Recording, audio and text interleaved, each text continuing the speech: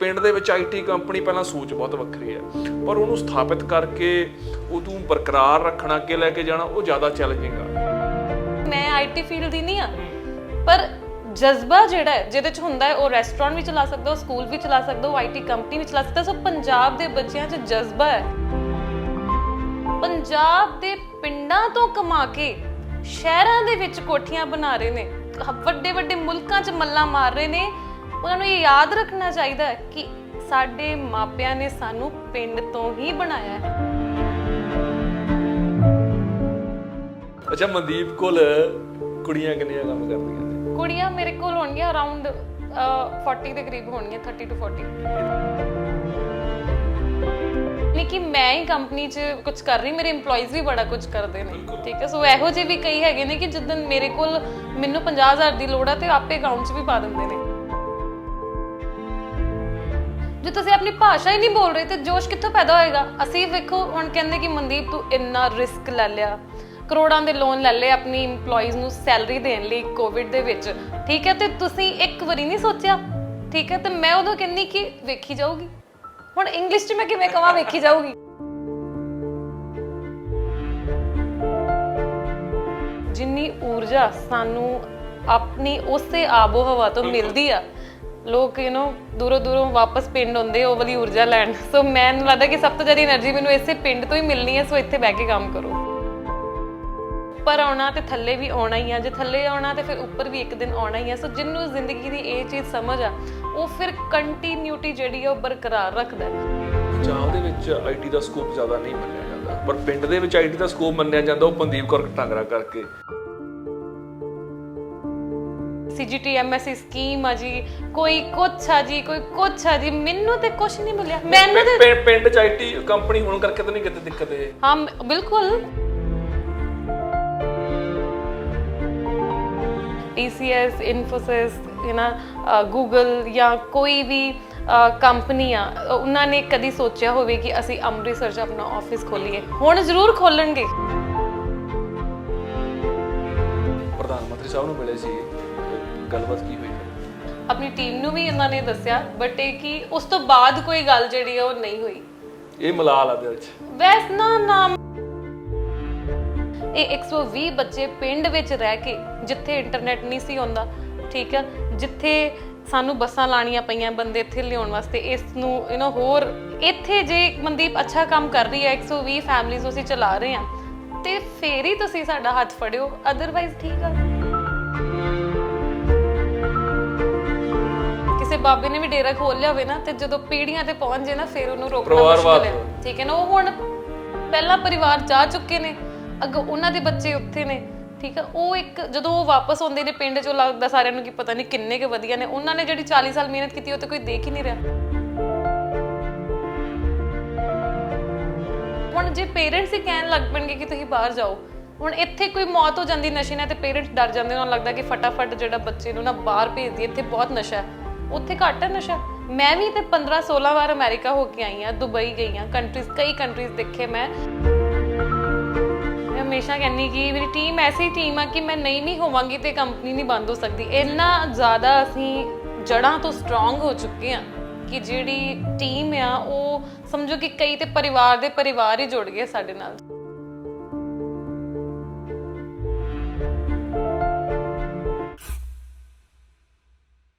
ਸਤਿ ਸ਼੍ਰੀ ਅਕਾਲ, ਤੁਸੀਂ ਦੇਖ ਰਹੇ ਹੋ ਰੋਜ਼ਾਨਾ ਸਪੋਕਸਮੈਨ ਟੀਵੀ ਤੇ ਮੈਂ ਹਾਂ ਸੁਰਖਾਬ। ਦੋਸਤੋ, ਅੱਜ ਜਿਸ ਨੌਜਵਾਨ ਹਸਤੀ ਨਾਲ ਤੁਹਾਡੀ ਮੁਲਾਕਾਤ ਕਰਾਵਾਂਗਾ, ਉਹ ਆਪਣੇ ਆਪ ਦੇ ਵਿੱਚ ਇੱਕ ਬ੍ਰਾਂਡ ਹੈ। ਇੱਕ ਪਿੰਡ ਤੋਂ ਸਫ਼ਰ ਸ਼ੁਰੂ ਕੀਤਾ ਹੈ ਤੇ ਪਿੰਡ ਤੋਂ ਬਾਅਦ ਸਿਰਫ ਪੰਜਾਬ ਹੀ ਨਹੀਂ, ਪੂਰੀ ਦੁਨੀਆ ਦੇ ਵਿੱਚ ਨਾਮ ਹੈ, ਤੇ ਉਹ ਨਾਮ ਹੈ ਮਨਦੀਪ ਕੌਰ ਟਾਂਗਰਾ। ਬਹੁਤ ਬਹੁਤ ਸਵਾਗਤ ਹੈ ਜੀ। ਥੈਂਕ ਯੂ ਜੀ, thank you so much. Mandeep Kaur Sidhu ਤੋਂ ਮਨਦੀਪ ਕੌਰ ਟਾਂਗਰਾ, ਸਫ਼ਰ ਬੜਾ ਅਨੋਖਾ ਵੀ ਹੈ, ਤੇ ਖਾਸ ਤੌਰ ਤੇ ਅਸੀਂ ਜਦੋਂ ਟਾਂਗਰਾ ਪਿੰਡ ਦਾ ਜ਼ਿਕਰ ਕਰਦੇ ਹਾਂ ਤਾਂ ਇਹ ਯਾਦ ਆਉਂਦਾ ਕਿ ਪਿੰਡ ਦੇ ਵਿੱਚ ਆਈਟੀ ਕੰਪਨੀ ਆ। ਇਹ ਮਨਦੀਪ ਨੂੰ ਕਿਵੇਂ, ਮਤਲਬ ਤੁਹਾਨੂੰ ਕਿਵੇਂ ਇਸ ਚੀਜ਼ ਦਾ ਸੋਚ ਆਈ ਕਿ ਪਿੰਡ 'ਚ ਆਈਟੀ ਕੰਪਨੀ ਖੁੱਲ ਗਿਆ, ਨਾ ਕਿ ਕਿਤੇ ਇੰਡਸਟਰੀਅਲ ਏਰੀਆ ਵੱਲ ਭੱਜੀਏ? ਮੈਨੂੰ ਇੱਦਾਂ ਲੱਗਦਾ ਹੈ ਕਿ ਸਾਨੂੰ ਜਿਹੜੀ ਧਰਤੀ ਨੇ ਬਣਾਇਆ ਹੁੰਦਾ ਉਹਨੂੰ ਸਾਨੂੰ ਵਾਪਸ ਦੇਣਾ ਜਿਹੜਾ ਬਹੁਤ ਜ਼ਰੂਰੀ ਆ। ਸੋ ਜਦੋਂ ਮੈਂ ਆਪਣੀਆਂ ਉਪਲਬਧੀਆਂ ਦੇਖਦੀ ਹਾਂ, ਖਾਸ ਕਰਕੇ ਜਦੋਂ ਮੈਂ ਯੂਨੀਵਰਸਿਟੀ 'ਚ ਟੌਪ ਕੀਤਾ, ਇੱਕ ਛੋਟੇ ਜਿਹੇ ਪਿੰਡ ਤੋਂ ਜਾ ਕੇ ਪਾਪਾ ਨੇ ਇੰਨੀ ਮਿਹਨਤ ਕੀਤੀ, ਇੱਕ ਇੱਕ ਰੁਪਇਆ ਜੋੜ ਕੇ ਸਾਨੂੰ ਜਿਹੜਾ ਪੜਾਇਆ। ਸੋ ਮੈਨੂੰ ਜਦੋਂ ਮੈਂ ਟੌਪ ਕੀਤਾ ਤੇ ਮੈਂ ਬਹੁਤ ਹੀ ਖੁਸ਼ ਹੋਈ ਕਿ 5 ਸਾਲ ਦੀ ਪੜ੍ਹਾਈ ਦੇ ਵਿੱਚ ਇੰਨੀ ਮਿਹਨਤ ਕਰਨ ਤੋਂ ਬਾਅਦ, ਕਿਉਂਕਿ ਤੁਹਾਨੂੰ ਮੇਰੀ ਇੰਟੀਗ੍ਰੇਟਿਡ ਕੋਰਸ ਸੀ 5 ਇਅਰ ਦਾ, ਤੇ ਅਖੀਰਲੇ ਸਮੈਸਟਰ ਹੀ ਪਤਾ ਲੱਗਦਾ ਨਾ ਕਿ ਤੁਸੀਂ ਟੌਪਰ ਜੇ, ਕਿਉਂਕਿ ਅਖੀਰਲੇ ਸਮੈਸਟਰ 'ਚ ਵੀ ਕੁਝ ਵੀ ਬਦਲ ਸਕਦਾ ਹੈ। ਸੋ 5 ਸਾਲ ਦੀ ਇੰਨੀ ਮਿਹਨਤ, ਬੱਸ ਤੇ ਜਾਣਾ, ਉਸ ਚੀਜ਼ ਨੂੰ ਜਦੋਂ ਮੈਂ ਦੇਖਿਆ ਕਿ ਇੱਕ ਛੋਟੇ ਜਿਹੇ ਪਿੰਡ ਤੋਂ, ਆਮ ਘਰ ਤੋਂ ਵੀ ਅੱਛੀ ਸੋਚ ਲੈ ਕੇ ਜੇ ਪੇਰੈਂਟਸ ਚੱਲਣ ਤੇ ਪਾਈ ਨਾਲ ਆਪਣੇ ਬੱਚਿਆਂ ਨੂੰ ਪੜ੍ਹਾਉਣ, ਤੇ ਉਹ ਇੰਨੀ ਵੱਡੀ ਯੂਨੀਵਰਸਿਟੀ 'ਚੋਂ ਜਿਹੜਾ ਟੌਪ ਵੀ ਕਰ ਸਕਦਾ ਬੱਚਾ। ਸੋ ਉਸ ਸੋਚ ਨੇ ਮੈਨੂੰ ਕੰਪੈਲ ਕੀਤਾ ਕਿ ਮੈਂ ਜਿਹੜਾ ਵਾ ਉਹ ਆਪਣੇ ਪਿੰਡ ਤੋਂ ਹੀ ਕੰਮ ਕਰਾਂ।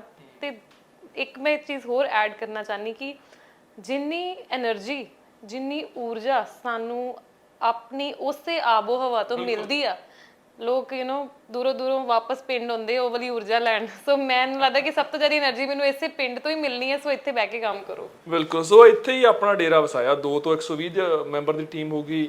ਪਰ ਮਨਦੀਪ, ਥੋੜਾ ਜਿਹਾ ਸਫ਼ਰ ਜਾਣਨਾ ਚਾਹਾਂਗਾ, ਕਿਉਂਕਿ ਕੁੜੀਆਂ ਦੇ ਲਈ ਅਸੀਂ ਅਕਸਰ ਪਿੰਡਾਂ ਦੇ ਵਿੱਚ ਸੀਮਾ ਤੈਅ ਕਰ ਦਿੰਦੇ ਹਾਂ, ਲਿਮਟ ਤੈਅ ਕਰ ਦਿੰਦੇ ਹਾਂ। ਤੇ ਜੇਕਰ ਮੈਂ ਮਨਦੀਪ ਦੇ ਸਫ਼ਰ ਦੀ ਗੱਲ ਕਰਾਂ, ਪੜ੍ਹਾਈ ਤੋਂ ਲੈ ਕੇ ਜਾਂ ਸੂਟਾਂ ਤੋਂ ਲੈ ਕੇ ਬਲੇਜ਼ਰ ਤੱਕ ਪਹੁੰਚਣਾ, ਉਹ ਬਹੁਤ ਔਖਾ ਰਿਹਾ ਆ। ਉਹ ਸਟਰਗਲ ਕੀ ਸੀ ਕਿ ਪਿੰਡ ਦੇ ਵਿੱਚ IT ਕੰਪਨੀ, ਪਹਿਲਾਂ ਸੋਚ ਬਹੁਤ ਵੱਖਰੀ ਹੈ, ਪਰ ਉਹਨੂੰ ਸਥਾਪਿਤ ਕਰਕੇ ਉਹਨੂੰ ਬਰਕਰਾਰ ਰੱਖਣਾ, ਅੱਗੇ ਲੈ ਕੇ ਜਾਣਾ, ਉਹ ਜ਼ਿਆਦਾ ਚੈਲੰਜਿੰਗ ਆ। ਸੋ ਚੈਲੰਜਸ ਬਹੁਤ ਜ਼ਿਆਦਾ ਰਹੇ ਨੇ, ਕਿਉਂਕਿ ਜਦੋਂ ਅਸੀਂ ਪਿੰਡ ਵਿੱਚ ਹੁੰਨੇ ਆ ਤੇ ਕੋਈ ਵੀ ਤੁਹਾਡੇ ਤੇ ਵਿਸ਼ਵਾਸ ਨਹੀਂ ਕਰਦਾ।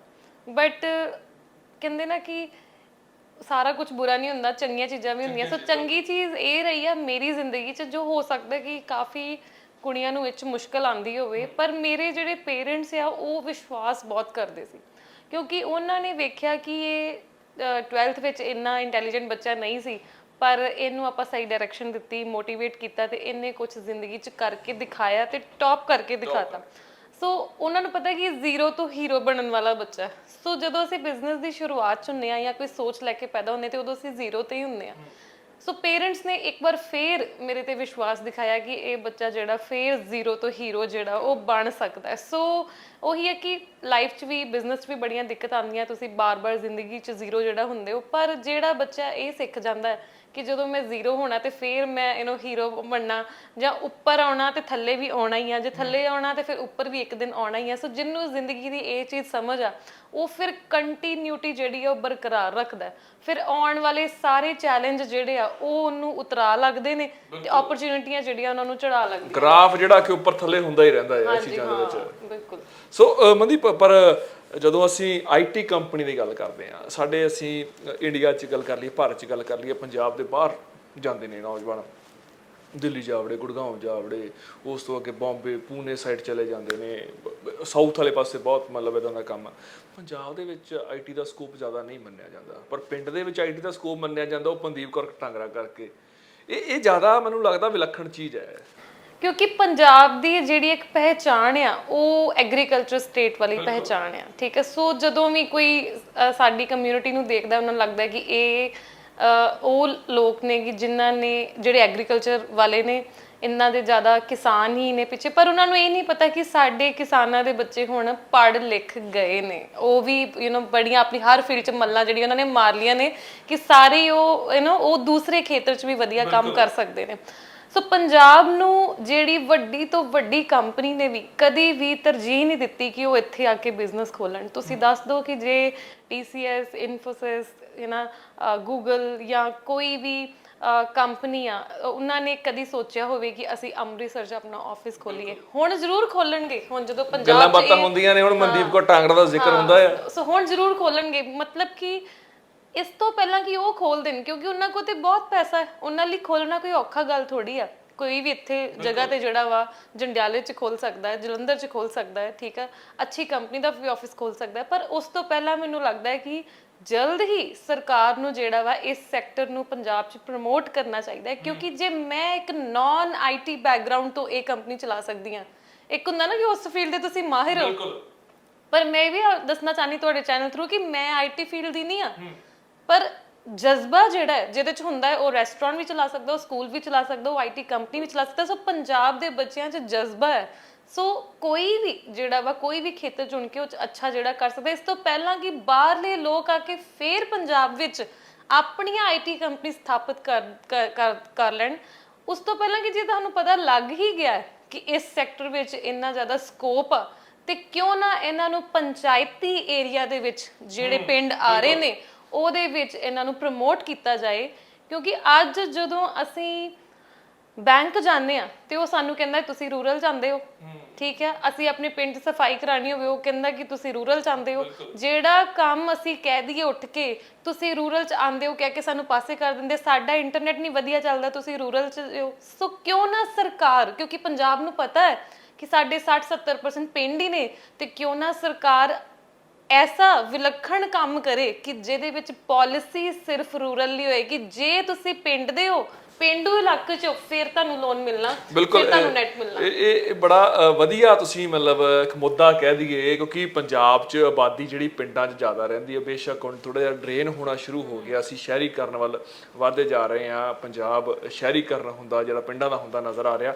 ਪਰ ਤੁਸੀਂ ਕਿਹਾ ਕਿ ਪੰਚਾਇਤੀ ਜ਼ਮੀਨਾਂ ਨੂੰ, ਪੰਚਾਇਤੀ ਇਲਾਕਿਆਂ ਨੂੰ ਵਰਤਿਆ ਜਾਣਾ ਚਾਹੀਦਾ ਹੈ, ਤੇ ਮੇਰੇ ਖਿਆਲ 'ਚ ਜੇਕਰ ਉਹ ਸਾਰਾ ਕੁਝ ਹੋ ਜਾਂਦਾ ਹੈ ਤਾਂ ਜਿਹੜਾ ਸਭ ਤੋਂ ਵੱਡਾ ਹੁਣ ਇਸ ਵਕਤ ਪੰਜਾਬ ਤੇ ਸੰਤੁਲਿਤ ਖੁਰਾਕ ਦਾ ਸੰਕਟ ਹੈ ਨਾ, ਉਹ ਵੀ ਦੂਰ ਹੋਊਗਾ।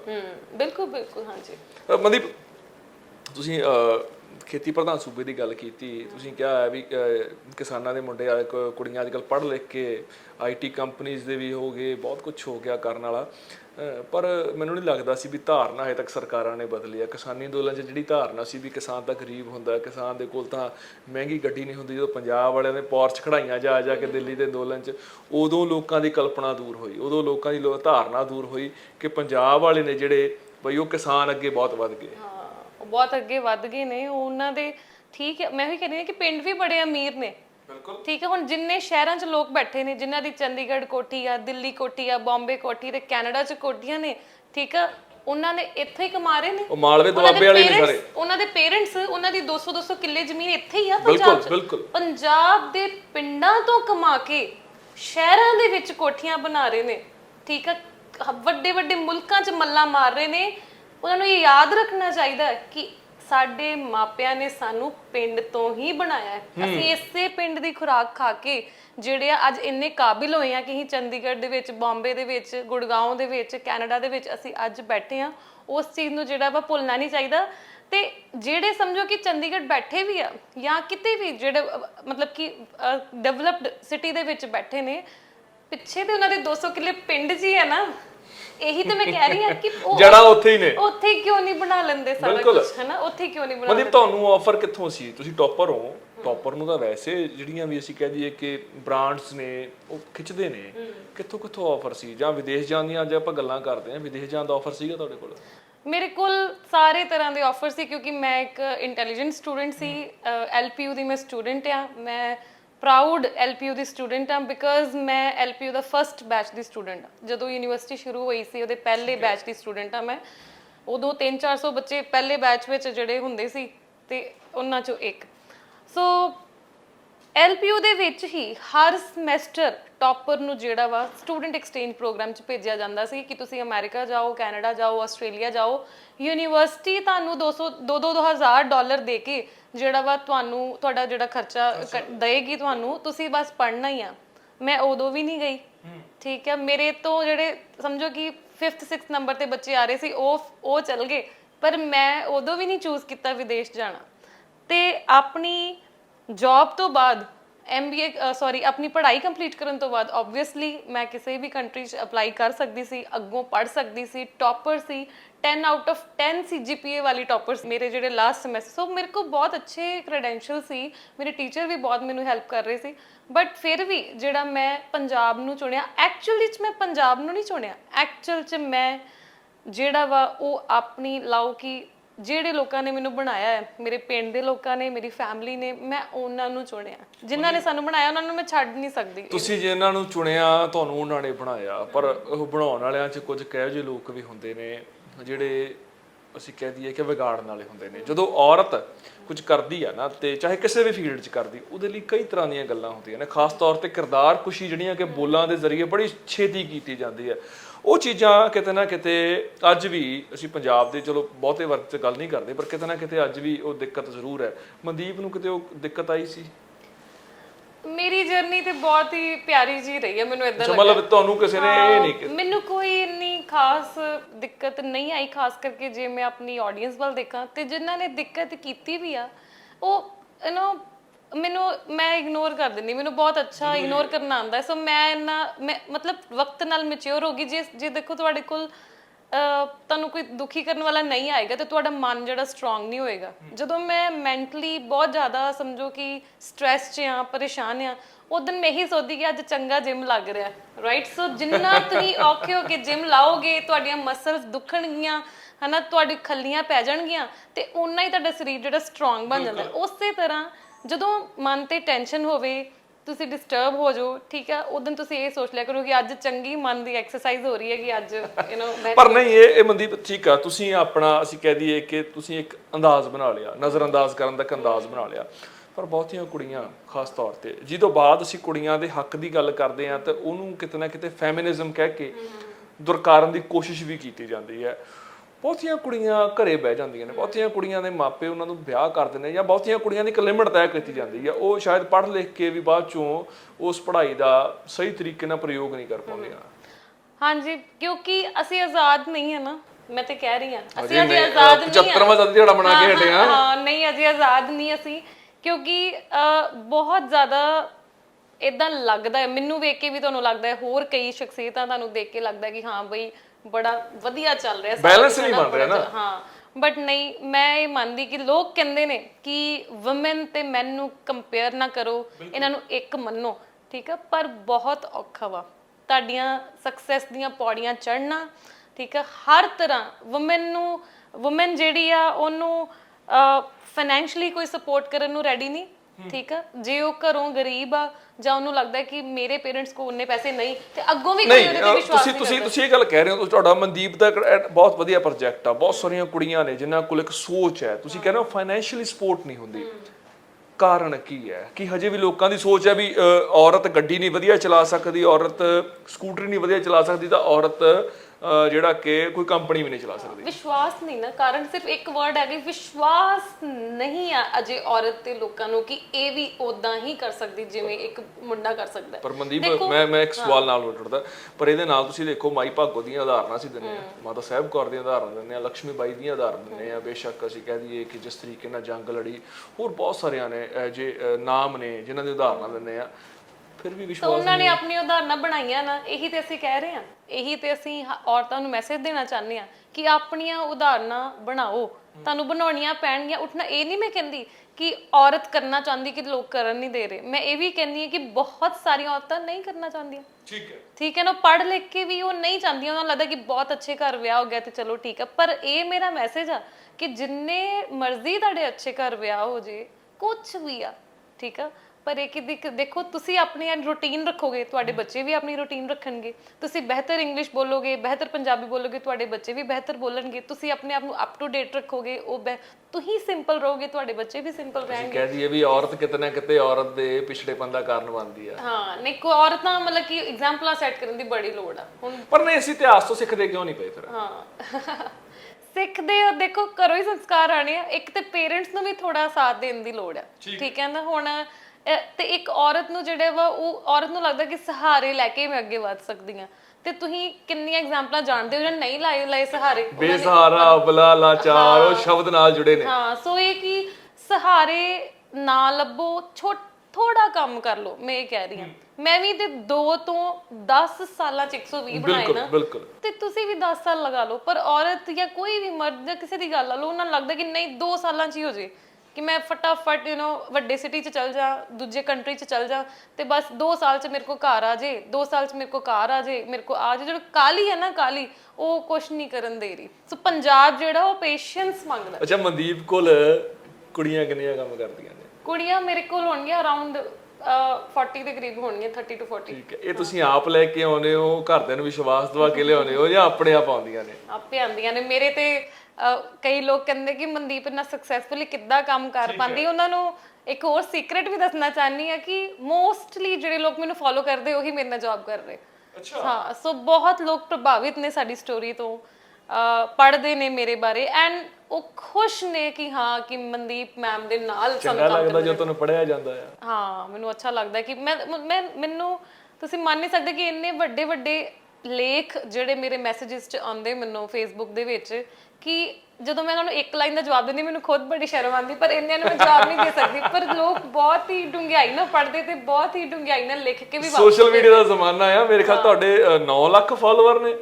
ਹਾਂਜੀ, ਅਰਾਊਂਡ 9 ਲੱਖ ਤੋਂ ਵੱਧ ਫਾਲੋਅਰ ਨੇ। ਅੱਛਾ, ਸੋਸ਼ਲ ਮੀਡੀਆ ਦਾ ਕਿੰਨਾ ਕੁ ਵਧੀਆ ਯੋਗਦਾਨ ਹੈ?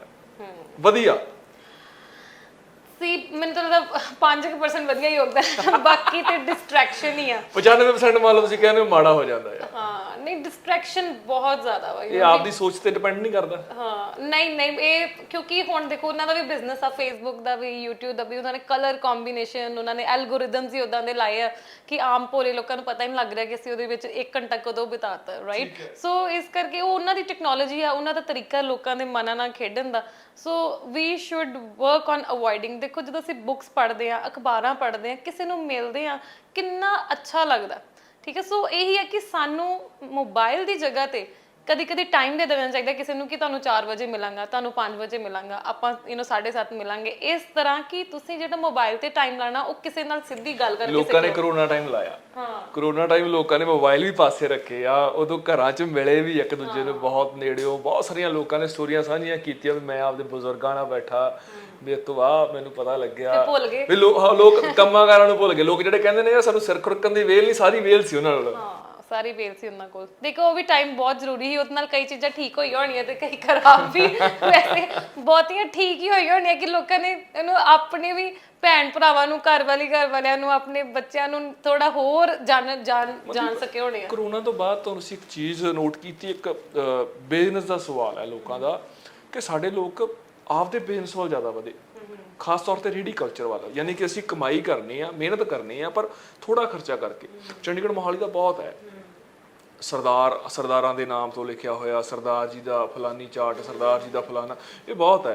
ਇਹ ਤੁਹਾਨੂੰ ਇਹ ਜਿਹੜੀ ਇਹ ਨਵੀਂ ਦਿਸ਼ਾ ਆ ਗਈ ਨੌਜਵਾਨਾਂ ਕੋਲੇ, ਕਿੱਦਾਂ ਦੀ ਲੱਗ ਰਹੀ ਹੈ? ਬਹੁਤ ਅੱਛੀ ਲੱਗ ਰਹੀ। ਮੈਂ ਤੇ ਕਹਾਂਗੀ ਕਿ ਮੈਂ ਤੁਹਾਡੇ ਚੈਨਲ ਜ਼ਰੀਏ ਵੀ ਕਹਿ ਰਹੀ ਕਿ ਜਿਹੜਾ ਬੰਦਾ ਪੰਜਾਬ 'ਚ ਰਹਿ ਕੇ ਕਿਰਤ ਕਮਾਈ ਨੂੰ ਪ੍ਰੈਫਰੈਂਸ ਦੇ ਰਿਹਾ, ਇਮਾਨਦਾਰੀ ਨਾਲ ਆਪਣਾ ਕੰਮ ਕਰ ਰਿਹਾ, ਚਾਹੇ ਉਹ ਉਹਨੇ ਜਿਹੜਾ ਬਿਜ਼ਨਸ ਆ ਉਹ ਛੋਟੇ ਤੋਂ ਛੋਟਾ ਵੀ ਖੋਲਿਆ, ਮੈਂ ਉਹਨੂੰ ਬਿਲਕੁਲ ਮੁਫਤ ਪ੍ਰਮੋਟ ਕਰਾਂਗੀ, ਠੀਕ ਹੈ ਨਾ? ਮੇਰੇ ਆਲਮੋਸਟ 10 ਲੱਖ ਫਾਲੋਅਰ ਹੈ, ਠੀਕ ਹੈ? ਕਰਦੀ ਵੀ ਆ, ਤੁਸੀਂ ਦੇਖਦੇ ਹੋ ਮੈਂ ਕਰਦੀ, ਕਿਉਂਕਿ ਇਸ ਚੀਜ਼ ਦੀ ਬਹੁਤ ਲੋੜ ਆ। ਤੁਸੀਂ ਇੰਨਾ ਜ਼ਿਆਦਾ ਤੁਸੀਂ ਖਿੜ ਕੇ ਅੱਗੇ ਆਉਂਦੇ ਹੋ, ਇੰਨਾ ਜ਼ਿਆਦਾ ਤੁਹਾਡੇ ਲਈ ਸਨਮਾਨ ਆ ਕਿ ਜਿਹੜੇ ਲੋਕ ਕੰਮ ਨੂੰ ਛੋਟਾ ਵੱਡਾ ਜਿਹੜਾ ਨਹੀਂ ਸਮਝਦੇ। ਮੈਨੂੰ ਬਹੁਤ ਵਧੀਆ ਲੱਗਦਾ ਕਈ ਮੁੰਡਿਆਂ ਨੇ ਬਾਹਰੋਂ ਆ ਕੇ ਇੱਥੇ ਆਰਗੈਨਿਕ ਦੀ ਸਬਜ਼ੀਆਂ ਦੀ ਪੂਰੀ ਇੱਕ ਆਊਟਲੈਟ ਖੋਲਿਆ, ਕਈਆਂ ਨੇ ਫੂਡ ਟਰੱਕ ਖੋਲੇ ਨੇ, ਕਈਆਂ ਨੇ ਉਹੀ ਜਿੱਦਾਂ ਤੁਸੀਂ ਰੇਹੜੀ ਵਾਲਾ ਕਿਹਾ ਹਨਾ, ਉਹਨਾਂ ਨੇ ਲੋਕ ਕੋਸ਼ਿਸ਼ਾਂ ਕਰ ਰਹੇ ਨੇ। ਸੋ ਜਿਹੜੇ ਲੋਕ ਕੋਸ਼ਿਸ਼ ਕਰ ਰਹੇ ਨੇ, ਮੈਂ ਉਹਨਾਂ ਨੂੰ ਕਹਿਣਾ ਚਾਹੁੰਦੀ ਕਿ ਤੁਹਾਡੀਆਂ ਕੋਸ਼ਿਸ਼ਾਂ ਜਿਹੜੀਆਂ ਉਹ ਦਿਖ ਰਹੀਆਂ ਨੇ ਤੇ ਇਹ ਪੰਜਾਬ 'ਚ ਬਦਲਾਵ ਜਿਹੜਾ ਲੈ ਕੇ ਆਉਣਗੀਆਂ। ਹੁਣ ਕੋਈ ਜ਼ਬਰਦਸਤੀ ਕਹੀ ਜਾਵੇ ਕਿ ਨਹੀਂ ਪੰਜਾਬ 'ਚ ਬਦਲਾਵ ਆ ਸਕਦਾ, ਅਸੀਂ ਇਹ ਐਵੇਂ ਮਾਰੀ ਜਾਂਦੇ ਨੇ, ਠੀਕ ਹੈ? ਸੋ ਉਹਨਾਂ ਦਾ ਅਸੀਂ ਕੁਝ ਕਰ ਨਹੀਂ ਸਕਦੇ ਕਿਉਂਕਿ ਉਹਨਾਂ ਨੇ ਆਪ ਉਹੋ ਜਿਹੇ ਕਰਮ ਕੀਤੇ ਆ ਤੇ ਉਹਨਾਂ ਨੂੰ ਪਤਾ ਹੀ ਹੈ ਕਿ ਅੱਗੇ ਕੀ ਆਉਣਾ, ਠੀਕ ਹੈ? ਸਾਡੇ ਪੇਰੈਂਟਸ ਨੇ ਕਿਰਤ ਕੀਤੀ ਆ, ਓਨੈਸਟੀ ਨਾਲ ਕੰਮ ਕੀਤਾ, ਇਮਾਨਦਾਰੀ ਨਾਲ ਕੀਤਾ, ਅਸੀਂ ਵੀ ਕਰ ਰਹੇ ਹਾਂ, ਅਸੀਂ ਅੱਗੋਂ 120 ਨੂੰ ਵੀ ਇਹੀ ਸਿਖਾ ਰਹੇ ਹਾਂ, ਠੀਕ ਹੈ? ਸੋ ਇਹ ਦੁਨੀਆ ਜਿਹੜੀ ਆ ਚੰਗਿਆਈ ਤੇ ਟਿਕੀ ਹੋਈ ਆ ਤੇ ਇਹ ਖੁਸ਼ੀ ਜਿਹੜੀ ਉਹ ਕੰਟੀਨਿਊ ਰਹਿਣੀ ਹੈ। ਸਾਰਿਆਂ ਨੇ ਰੋਈ ਨਹੀਂ। ਤੁਸੀਂ ਬਦਲਾਅ ਦੀ ਗੱਲ ਕੀਤੀ, ਸਿਆਸੀ ਬਦਲਾਅ ਵੀ ਵਿੱਚ ਹੀ ਆਉਂਦਾ ਤੇ। ਹਾਂ, ਸਿਆਸੀ ਬਦਲਾਅ ਦੇਖੋ ਹੁਣ ਕਿੱਦਾਂ ਦਾ ਆਉਂਦਾ ਹੈ। ਮੈਂ ਤੇ ਲੋਕ ਸਿਆਸਤ ਨਾਲ ਕਾਫੀ ਜੋੜ ਲੈਂਦੇ ਵੈਸੇ। ਨਹੀਂ, ਮੈਂ ਵੈਸੇ ਤੁਸੀਂ ਬਦਲਾਅ ਕਿਹਾ, ਸਾਡਾ ਤਾਂ ਚਲੋ ਕੰਮ ਆ, ਤਾਂ ਕਦੇ ਨਾ ਕਦੇ ਲਿਆਉਣੀ ਚੀਜ਼। ਪਰ ਮੈਂ ਤੁਹਾਡੀਆਂ ਪੋਸਟਾਂ ਦੇਖੀਆਂ, ਤੁਸੀਂ ਭਗਵੰਤ ਮਾਨ ਜੀ ਨੂੰ ਵਧਾਈ ਦਿੱਤੀ ਵਿਆਹ ਦੀ, ਅਰਵਿੰਦ ਕੇਜਰੀਵਾਲ ਜੀ ਦਾ ਬਰਥਡੇ ਤੁਸੀਂ ਉਹਦੀ ਪੋਸਟ ਪਾਈ। ਲੋਕ ਇਸ ਚੀਜ਼ ਨਾਲ ਤੁਹਾਨੂੰ ਮਨਦੀਪ ਕੌਰ ਟਾਂਗਰਾ ਨੂੰ ਜੋੜ ਲੈਂਦੇ ਨੇ ਵੀ ਉਹਦਾ ਫੇਵਰ ਕਰਦੇ? ਨਹੀਂ, ਲੋਕ ਨਹੀਂ ਜੋੜਦੇ ਕਿਉਂਕਿ ਮੈਂ ਤੇ ਮੋਦੀ ਸਰ ਨੂੰ ਵੀ ਮਿਲ ਕੇ ਆਈ ਹਾਂ, ਰਾਈਟ? ਸੋ ਮੈਂ ਸਾਰਿਆਂ ਲਈ ਨਿਊਟਰਲ ਆ। ਦੇਖੋ ਜਿਹੜਾ ਹੁਣ ਮੈਂ ਕੱਲ ਜਿਹੜੀ ਭਗਵੰਤ ਮਾਨ ਜੀ ਦੀ ਇੱਕ ਵੀਡੀਓ ਸ਼ੇਅਰ ਕੀਤੀ, ਉਹਦੇ ਵਿੱਚ ਉਹਨਾਂ ਨੇ ਕਿਹਾ ਕਿ ਹੁਣ ਤੁਸੀਂ ਪੰਜਾਬ ਤੋਂ ਨਾ ਜਾਓ ਬਾਹਰ, ਹਨਾ? ਹੁਣ ਨਾ ਜਾਓ, ਮਤਲਬ ਜਿਹੜੇ ਚੱਲ ਗਏ ਉਹ ਤੇ ਚੱਲ ਗਏ। ਤੁਹਾਡੇ ਤੇ ਉਹਨਾਂ ਦਾ ਬਿਆਨ ਸੇਮ ਜਿਹਾ ਹੈ। ਹਾਂ, ਸੋ ਇਹੀ ਮੈਂ ਕਹਿ ਰਹੀ ਕਿ ਜਦੋਂ ਮੇਰਾ ਜਿਹੜਾ ਕੰਟੈਂਟ ਆ, ਮੇਰੀ ਸੋਚ ਉਹ ਭਾਵੇਂ ਭਗਵੰਤ ਮਾਨ ਜੀ ਆ, ਭਾਵੇਂ ਅਰਵਿੰਦ ਕੇਜਰੀਵਾਲ ਆ, ਭਾਵੇਂ ਮੋਦੀ, ਭਾਵੇਂ ਕੋਈ ਵੀ ਹੋਏ, ਜਦੋਂ ਮੇਰਾ ਕੰਟੈਂਟ ਕਿਸੇ ਨਾਲ ਮੈਚ ਕਰੇਗਾ ਤੇ ਉਹਨੂੰ ਮੈਂ ਜ਼ਰੂਰ ਆਪਣੇ ਪੇਜ ਤੇ ਵੀ ਸ਼ੇਅਰ ਕਰਾਂਗੀ। ਤੇ ਇਹ ਮੈਂ ਸਾਰਿਆਂ ਨੂੰ ਦੱਸਣਾ ਵੀ ਚਾਹੁੰਦੀ ਕਿ ਜਦੋਂ ਹਰ ਇੱਕ ਬੰਦੇ ਦੇ ਵਿੱਚ 8 ਹੋ ਸਕਦੇ ਔਗਣ ਹੋਣ ਤੇ 2 ਗੁਣ ਹੋਣ, ਤੇ ਜਦੋਂ ਅਸੀਂ 2 ਗੁਣ ਉਹਦੇ ਸ਼ੇਅਰ ਕਰਦੇ ਕਿ ਆਹ ਚੀਜ਼ ਮੈਨੂੰ ਵਧੀਆ ਲੱਗੀ, ਤੇ ਤੁਸੀਂ 8 ਬਾਰੇ ਗੱਲ ਕਰਨ ਲੱਗ ਪੈਂਦੇ ਜੇ ਕਿ ਇਹ ਔਗਣ ਦੀ ਤੈਨੂੰ ਨਹੀਂ ਪਤਾ, ਇਹ ਨਹੀਂ ਪਤਾ, ਉਹ ਨਹੀਂ ਪਤਾ। ਸੋ ਇਹ ਆਪਣੇ ਤੇ ਵੀ ਲਾਗੂ ਕਰੋ ਨਾ, ਠੀਕ ਹੈ। ਸੋ ਜਿਹਦੇ ਵਿੱਚ ਜੋ ਚੰਗਾ ਹੋਏਗਾ ਉਹ ਜਿਹੜਾ ਵਾ ਮੈਂ ਤੇ ਹਮੇਸ਼ਾ ਜਿਹੜਾ ਉਹ ਮੈਂ ਸ਼ੇਅਰ ਵੀ ਕਰਾਂਗੀ ਤੇ ਮੈਂ ਉਹਨੂੰ ਹਾਈਲਾਈਟ ਵੀ ਕਰਾਂਗੀ ਕਿ ਹਾਂਜੀ ਆਹ ਚੀਜ਼ ਮੈਨੂੰ ਵਧੀਆ ਲੱਗੀ। ਮਨਦੀਪ ਦੀ ਗੱਲ ਬਹੁਤ ਵਧੀਆ ਲੱਗ ਰਹੀ ਹੈ ਕਿ ਮਨਦੀਪ ਨੇ ਖਾਸ ਤੌਰ ਤੇ ਅਸੀਂ ਜਦੋਂ ਅਕਸਰ ਇਹ ਕੁੜੀਆਂ ਨੂੰ ਕਿਹਾ ਜਾਂਦਾ ਹੈ ਕਿ ਕੁੜੀਆਂ ਜਦੋਂ ਬਾਹਰ ਚਲੀਆਂ ਜਾਂਦੀਆਂ ਨੇ ਜਾਂ ਕਿਤੇ ਨਾ ਕਿਤੇ ਹੋਰ ਸੂਬੇ 'ਚ ਜੌਬ ਕਰਨ ਲੱਗ ਪੈਂਦੀਆਂ ਤੇ ਬੋਲੀ ਸਭ ਤੋਂ ਪਹਿਲਾਂ ਛੱਡਦੀਆਂ ਨੇ। ਇੰਗਲਿਸ਼ ਪ੍ਰਭਾਵ ਲਈ ਇਹ ਸ਼ਬਦ ਵਰਤਿਆ ਜਾਂਦਾ ਲੋਕਾਂ ਦੀ ਮਾਨਸਿਕਤਾ ਹੈ, ਜਾਂ ਹਿੰਦੀ। ਪੰਜਾਬੀ ਨੂੰ ਕਿਤੇ ਨਾ ਕਿਤੇ ਥੋੜਾ ਜਿਹਾ, ਪਰ ਮਨਦੀਪ ਪਿੰਡ 'ਚ ਰਹਿ ਕੇ ਮੈਨੂੰ ਲੱਗਦਾ ਠੇਠ ਪੰਜਾਬੀ ਵਾਲਾ ਸ਼ਬਦ ਉਵੇਂ ਨਾਲ ਵਰਤਦੇ ਨੇ। ਕੱਲ ਬੋਲੀ ਗੁਲਾਮੀ ਵਾਲਾ ਸਮਥਿੰਗ ਕੁਝ ਤੁਸੀਂ ਲਿਖਿਆ ਸੀ, ਮੈਨੂੰ ਯਾਦ ਹੈ। ਤੁਹਾਨੂੰ ਕੀ ਲੱਗਦਾ ਹੈ ਵੀ ਬੋਲੀ ਨੂੰ ਲੈ ਕੇ ਲੋਕ ਗੁਲਾਮ ਹੋ ਰਹੇ ਨੇ, ਖਾਸ ਤੌਰ ਤੇ ਪੰਜਾਬ? ਹਾਂਜੀ, ਕਾਫੀ ਇਹਨੇ ਉੱਤੇ ਤਰਕ ਵੀ ਦਿੱਤਾ ਕਿ ਗੁਲਾਮ ਅਸੀਂ ਨਹੀਂ ਹੋ ਰਹੇ, ਕਿਉਂਕਿ ਸਾਡਾ ਪ੍ਰੋਫੈਸ਼ਨ ਹੈ ਕਿ ਪੰਜਾਬੀ ਟੂ ਇੰਗਲਿਸ਼ ਟ੍ਰਾਂਸਲੇਸ਼ਨ ਦਾ ਕੰਮ ਕਰਦੇ ਆ ਜਾਂ ਇਹ ਕਰਦੇ ਹੋ, ਇੱਕ ਵੱਖਰੀ ਚੀਜ਼ ਆ। ਗੁਲਾਮ ਮੈਂ ਆਪਣੀ ਖੁਦ ਦੀ ਘਟਨਾ ਦੱਸ ਦਿੰਦੀ ਕਿ ਮੈਂ ਕਾਫੀ ਵਾਰ ਦੂਸਰੇ ਕੰਟਰੀਜ਼ 'ਚ ਗਈ ਆ ਤੇ ਆਪਣੇ ਇੱਕ ਅਮਰੀਕਾ ਦੇ ਦੌਰੇ ਸਮੇਂ ਹਨਾ ਮੈਂ ਖੁਦ ਮਹਿਸੂਸ ਕੀਤਾ ਕਿ ਜਦੋਂ ਤੁਸੀਂ ਇੱਕ ਨਾਰਮਲ ਬ੍ਰੇਕਫਾਸਟ ਹੀ ਕਰਨਾ ਤੁਸੀਂ ਤਾਂ ਵੀ ਤੁਸੀਂ ਅਗਲੇ ਨੂੰ ਕਹਿ ਰਹੇ ਕਿ ਇੰਗਲਿਸ਼ ਦੇ ਵਿੱਚ ਕਿ ਮੈਂ ਆਹ ਖਾਣਾ ਹਨਾ। ਤੁਸੀਂ ਕਿਸੇ ਨਾਲ ਘੁੰਮਣ ਚਲ ਗਏ, ਸਮਝੋ ਤੁਹਾਡੇ ਹਨਾ ਉੱਥੇ ਫਰੈਂਡਸ ਵੀ ਤੁਹਾਡੇ ਅੰਗਰੇਜ਼ ਦੂਜੇ ਰਲੇ ਮਿਲੇ ਹੋਣਗੇ। ਹੁਣ ਤੁਸੀਂ ਇੰਜੋਏ ਕਰਨ ਗਏ ਜੇ ਆਪਣੀ ਈਵਨਿੰਗ ਕਿ ਬਈ ਅੱਜ ਅਸੀਂ ਆ $500 ਦੀ $1000 ਦੀ ਬੁਕਿੰਗ ਕੀਤੀ ਤੇ ਅੱਜ ਅਸੀਂ ਉੱਥੇ ਇੰਜੋਏ ਕਰਨਾ। ਬਿਲਕੁਲ। ਤੇ ਗਾਣੇ ਤੁਸੀਂ ਇੰਗਲਿਸ਼ ਸੁਣ ਰਹੇ ਜੇ ਕਿਉਂਕਿ ਤੁਹਾਡੇ ਨਾਲ ਅੰਗਰੇਜ਼ ਬੈਠੇ ਆ ਹਨਾ। ਤਾਂ ਮੈਨੂੰ ਤੇ ਲੱਗਾ ਕਿ ਮੈਂ ਬੋਲੀ ਦੀ ਗੁਲਾਮ ਆ। ਹੁਣ ਲੋਕ ਕਹਿ ਰਹੇ ਕਿ ਨਹੀਂ ਇਦਾਂ ਫੀਲ ਹੁੰਦਾ, ਇਹ ਤੁਹਾਡੀ ਸੋਚ ਆ ਹਨਾ। ਪਰ ਮੈਨੂੰ ਜਿਹੜੀ ਕਿ ਮੈਂ ਆਪਣੀ ਸਾਰੀ ਉਮਰ ਹੀ ਪੰਜਾਬ 'ਚ ਗੁਜ਼ਾਰੀ, ਹੋ ਸਕਦਾ ਉਹਨਾਂ ਨੇ ਥੋੜੀ ਗੁਜ਼ਾਰੀ ਹੋਵੇ ਪੰਜਾਬ 'ਚ, ਠੀਕ ਆ। ਸੋ ਮੈਨੂੰ ਇਹ ਫੀਲ ਹੁੰਦਾ ਕਿ ਜਦੋਂ ਮੈਂ ਕਿਤੇ ਦੂਜੀ ਜਗ੍ਹਾ ਜਾਂਦੀ ਆ, ਸਪੋਜ਼ ਮੈਂ ਦੁਬਈ ਗਈ ਸੀ ਪਿਛਲੀ ਵਾਰ ਹਨਾ, ਜਦੋਂ ਕੋਈ ਤੁਹਾਡੇ ਲਾਗੇ ਬੈਠਾ ਤੁਹਾਨੂੰ ਸਮਝ ਹੀ ਨਹੀਂ ਆ ਰਿਹਾ, ਠੀਕ ਹੈ, ਤੇ ਤੁਸੀਂ ਆਪਣੇ ਆਪ ਨੂੰ ਅਣਜਾਣ ਹੀ ਫੀਲ ਕਰੋਗੇ। ਪੁਲਿਸ ਵਾਲਾ ਤੁਹਾਨੂੰ ਫੜ ਲੈ, ਤੁਹਾਨੂੰ ਪਤਾ ਨਾ ਲੱਗੇ ਮੈਂ ਕਿੱਦਾਂ। ਹੁਣ ਮੈਨੂੰ ਤੇ ਇੰਗਲਿਸ਼ ਆਉਂਦੀ ਆ, ਜਿਹੜੇ ਪੰਜਾਬੀ ਨੂੰ ਇੰਗਲਿਸ਼ ਆਉਂਦੀ ਨਹੀਂ ਉਹ ਕਿੰਨਾ ਗੁਲਾਮ ਮਹਿਸੂਸ ਕਰਦਾ ਹੋਏਗਾ। ਅਸੀਂ ਸੋ ਹਰ ਮੇਰੇ ਲੇਖ ਨੂੰ ਆਪਣੇ ਦਿਲ ਤੇ ਨਾ ਲੈ ਲਿਆ ਕਰੋ। ਮੈਂ ਇੱਕ ਪਰਟੀਕੂਲਰ ਕਮਿਊਨਿਟੀ ਦੀ, ਪਰਟੀਕੂਲਰ ਇੱਕ ਸੈਟ ਆਫ ਪੀਪਲ ਦੀ ਉਦੋਂ ਮੈਂ ਗੱਲ ਕਰ ਰਹੀ ਹੁੰਦੀ ਹਾਂ। ਮੈਂ ਹਰ ਗੱਲ ਸਾਰਿਆਂ ਨੂੰ ਨਹੀਂ ਕਹਿ ਰਹੀ ਹੁੰਦੀ, ਕਿਉਂਕਿ ਹਰ ਗੱਲ ਸਾਰਿਆਂ ਤੇ ਲਾਗੂ ਵੀ ਨਹੀਂ ਹੋਣੀ। ਉਹ ਕਿਤੇ ਨਾ ਕਿਤੇ ਲੋਕ ਥੋੜਾ ਜਿਹਾ ਨਿੱਜੀ ਤੌਰ ਤੇ ਲੈ ਜਾਂਦੇ ਨੇ। ਪਰ ਨਹੀਂ, ਇਹ ਵਾਕਈ ਕਿਤੇ ਨਾ ਕਿਤੇ ਹੈ। ਅਸੀਂ ਭਾਸ਼ਾ ਨੂੰ ਮਾਧਿਅਮ ਤਾਂ ਜ਼ਰੂਰ ਸਮਝਦੇ ਹਾਂ, ਪਰ ਉਸ ਨੂੰ ਅਸੀਂ ਸਟੇਟਸ ਨਾ ਸਮਝੀਏ। ਮਤਲਬ ਕੁਝ ਲੋਕ ਸਟੇਟਸ ਸਮਝ ਕੇ ਭਾਸ਼ਾ ਨੂੰ ਬੋਲਦੇ ਆ। ਪੰਜਾਬੀ ਜਿੰਨੀ ਮਿੱਠੀ ਜ਼ੁਬਾਨ, ਪੰਜਾਬੀ ਜਿੰਨੀ ਲੱਜਤ ਭਰੀ ਜ਼ੁਬਾਨ ਮੈਨੂੰ ਲੱਗਦਾ ਕੋਈ ਹੈ ਨਹੀਂ ਗੀ। ਜਿੰਨਾ ਕੁਝ ਪੰਜਾਬੀ ਦੇ ਵਿੱਚ ਆ, ਸ਼ਬਦ ਤੁਹਾਨੂੰ ਮਿਲ ਜਾਂਦੇ ਨੇ, ਜਿੰਨਾ ਮਖੌਲ ਪੰਜਾਬੀ 'ਚ ਮਿਲਦਾ ਉਹ ਇੰਗਲਿਸ਼ 'ਚ ਨਹੀਂ ਮਿਲਦਾ ਤੁਹਾਨੂੰ। ਤੇ ਜਿੰਨਾ ਜੋਸ਼ ਦੇਖੋ, ਹੁਣ ਜੋਸ਼ ਕਿੱਥੋਂ ਪੈਦਾ ਹੁੰਦਾ ਜੇ ਤੁਸੀਂ ਆਪਣੀ ਭਾਸ਼ਾ ਹੀ ਨਹੀਂ ਬੋਲ ਰਹੇ, ਤੇ ਜੋਸ਼ ਕਿੱਥੋਂ ਪੈਦਾ ਹੋਏਗਾ? ਅਸੀਂ ਵੇਖੋ ਹੁਣ ਕਹਿੰਦੇ ਕਿ ਮਨਦੀਪ ਤੂੰ ਇੰਨਾ ਰਿਸਕ ਲੈ ਲਿਆ, ਕਰੋੜਾਂ ਦੇ ਲੋਨ ਲੈ ਲਏ ਆਪਣੀ EMPLOYEES ਨੂੰ ਸੈਲਰੀ ਦੇਣ ਲਈ ਕੋਵਿਡ ਦੇ ਵਿੱਚ, ਠੀਕ ਹੈ, ਤੇ ਤੁਸੀਂ ਇੱਕ ਵਾਰੀ ਨਹੀਂ ਸੋਚਿਆ, ਠੀਕ ਹੈ। ਤੇ ਮੈਂ ਉਦੋਂ ਕਹਿੰਦੀ ਕਿ ਵੇਖੀ ਜਾਊਗੀ। ਹੁਣ ਇੰਗਲਿਸ਼ 'ਚ ਮੈਂ ਕਿਵੇਂ ਕਹਾਂ ਵੇਖੀ ਜਾਊਗੀ? Let's see. ਉਹ ਸਵਾਦ ਨਹੀਂ ਆਉਂਦਾ, ਉਹ ਸਵਾਦ ਨਹੀਂ ਆਉਂਦਾ। ਵੇਖੀ ਜਾਊਗੀ, ਦੇਖ ਲਾਂਗੇ, ਕਰ ਲਾਂਗੇ ਤੇ ਤੈਨੂੰ ਦੱਸ ਦਾਂਗੇ ਪਤਾ, ਠੀਕ ਹੈ ਨਾ। ਸੋ ਇੰਗਲਿਸ਼ 'ਚ ਨਹੀਂ ਹੋ ਸਕਦਾ। ਸੋ ਆਪਣੀ ਭਾਸ਼ਾ ਜਿਹੜੀ ਆ ਉਹਦੀ ਬਹੁਤ ਜ਼ਿਆਦਾ ਜਿਹੜੀ ਆ ਉਹ ਜ਼ਰੂਰਤ ਹੈ, ਕਿਉਂਕਿ ਅਸੀਂ ਬਲੈਸਡ ਆ ਕਿ ਸਾਡੀ ਭਾਸ਼ਾ 'ਚ ਜੋਸ਼ ਹੈ। ਬਿਲਕੁਲ, ਠੀਕ ਹੈ। ਅਦਬ ਹੈ ਇੱਕ ਡਿਫਰੈਂਟ ਚੀਜ਼ ਆ। ਸਾਡੇ ਕੋਲ ਵਰਡਸ ਹੀ ਇੰਨੇ ਆ ਕਿ ਜਿੱਦਾਂ ਨੂੰ ਮਰਜ਼ੀ ਲੈ ਜਾਓ। ਮਨਦੀਪ, ਮੈਂ ਨਾ ਛੋਟੇ ਹੁੰਦੇ ਇੱਕ, ਸ਼ਾਇਦ ਤੁਸੀਂ ਵੀ ਚੈਪਟਰ ਪੜ੍ਹਿਆ ਹੋਵੇ ਪੰਜਾਬੀ ਦਾ, ਮੇਰੇ ਖਿਆਲ 6ਵੀਂ 7ਵੀਂ ਕਲਾਸ 'ਚ ਹੁੰਦਾ ਸੀ, ਹੱਸਣਾ ਤੇ ਕੂਕਣਾ। ਉਹ 'ਚ ਕਾਜੜੀ ਹੁੰਦਾ ਸੀ, ਉਹਨੂੰ ਆਪਦੇ ਹੱਸਣ ਤੇ ਕੂਕਣ ਤੇ ਬੜਾ ਮਾਣ ਹੁੰਦਾ ਸੀ। ਉਹ ਕਹਿੰਦਾ ਸੀ ਮੈਨੂੰ ਰੱਬ ਨੇ ਬੋਲੀ ਦਿੱਤੀ ਆ, ਹੱਸਣ ਵਾਸਤੇ ਜਜ਼ਬਾ ਦਿੱਤਾ, ਮੈਂ ਹੱਸ ਰਿਹਾ, ਮੈਂ ਉੱਚੀ ਉੱਚੀ ਬੋਲ ਰਿਹਾ। ਪਰ ਲੋਕ ਉਹਨੂੰ ਕੁਝ ਲੋਕ ਅਨਪੜ੍ਹ ਜਾਂ ਗਵਾਰ ਕਹਿੰਦੇ ਸੀ। ਪਰ ਅੱਜ ਕੱਲ੍ਹ ਦੇ ਸਿਸਟਮ 'ਚ ਜਦੋਂ ਕੋਈ ਬੰਦਾ ਖੁੱਲ੍ਹ ਕੇ ਹੱਸਦਾ ਉਹਨੂੰ ਵਾਕਈ ਅਨਪੜ੍ਹ ਗਵਾਰ ਮੰਨਿਆ ਜਾਂਦਾ। ਖਾਸ ਤੌਰ ਤੇ ਜਦੋਂ ਤੁਸੀਂ ਕਿਸੇ ਵੱਡੀ ਕਮਿਊਨਿਟੀ ਦੀ ਪਾਰਟੀ 'ਚ ਬੈਠੇ ਆ। ਇਹੋ ਜਿਹੀ ਚੀਜ਼ ਹੋਈ ਹੈ ਮਨਦੀਪ ਦੇ ਨਾਲ ਕਦੇ? ਏਦਾਂ ਦਾ ਲੱਗਦਾ ਵੀ ਚੀਜ਼ ਹੋਣੀ ਚਾਹੀਦੀ ਹੈ? ਨਹੀਂ, ਮੈਂ ਤਾਂ ਕਹਿੰਦੀ ਖੁੱਲ ਕੇ ਜੀਓ, ਜੀ ਕਰਦਾ ਹੱਸਣ ਨੂੰ ਤੇ ਹੱਸੋ। ਖੁੱਲ ਕੇ ਹੱਸਣ ਲਈ ਸਵੇਰੇ ਕਸਰਤ ਕਰਨੀ ਪੈਂਦੀ ਹੈ। ਜੋ ਦਿਲ ਕਰਦਾ ਉਹ ਕਰੋ। ਦੇਖੋ ਜ਼ਿੰਦਗੀ ਪਤਾ ਨਹੀਂ ਕਿ ਕੱਲ ਹੈ ਕਿ ਨਹੀਂ, ਹੁਣ ਇਹ ਹੈ ਕਿ ਨਹੀਂ, ਅਗਲੇ ਪਲ ਕੀ ਹੋਣਾ ਤੁਹਾਨੂੰ ਨਹੀਂ ਪਤਾ। ਸੋ ਪਲੀਜ਼ ਦੂਜਿਆਂ ਦੀ ਜ਼ਿੰਦਗੀ ਜਿਹੜੀ ਉਹ ਜੀਣਾ ਬੰਦ ਕਰੋ। ਮੈਂ ਤੇ ਆਜ਼ਾਦੀ ਤੇ ਵੀ ਇੱਕੋ ਲਾਈਨ ਲਿਖੀ ਆ ਕਿ ਦੂਜੇ ਮੇਰੇ ਬਾਰੇ ਕੀ ਕਹਿ ਰਹੇ ਇਸ ਸੋਚ ਤੋਂ ਆਜ਼ਾਦ ਹੋ। ਠੀਕ ਹੈ ਨਾ, ਇੱਕ ਕੁੜੀ ਹੋ ਕੇ ਮੈਂ ਇਸ ਸੋਚ ਤੋਂ ਆਜ਼ਾਦ ਹੋਣ ਦੀ ਕੋਸ਼ਿਸ਼ ਕਰ ਰਹੀ ਹਾਂ, ਤੇ ਤੁਸੀਂ ਕਿਉਂ ਨਹੀਂ ਕਰ ਸਕਦੇ? ਬਹੁਤ ਹੋ ਗਿਆ ਨਾ, ਇੰਨਾ ਜ਼ਿਆਦਾ ਅਸੀਂ ਆਪਣੇ ਆਪ ਨੂੰ ਸਟ੍ਰੈਸ ਦਿੱਤਾ ਹੋਇਆ ਕਿ ਹਾਏ ਉਹ ਕੀ ਸੋਚੇਗਾ, ਆ ਕੀ ਸੋਚੇਗਾ।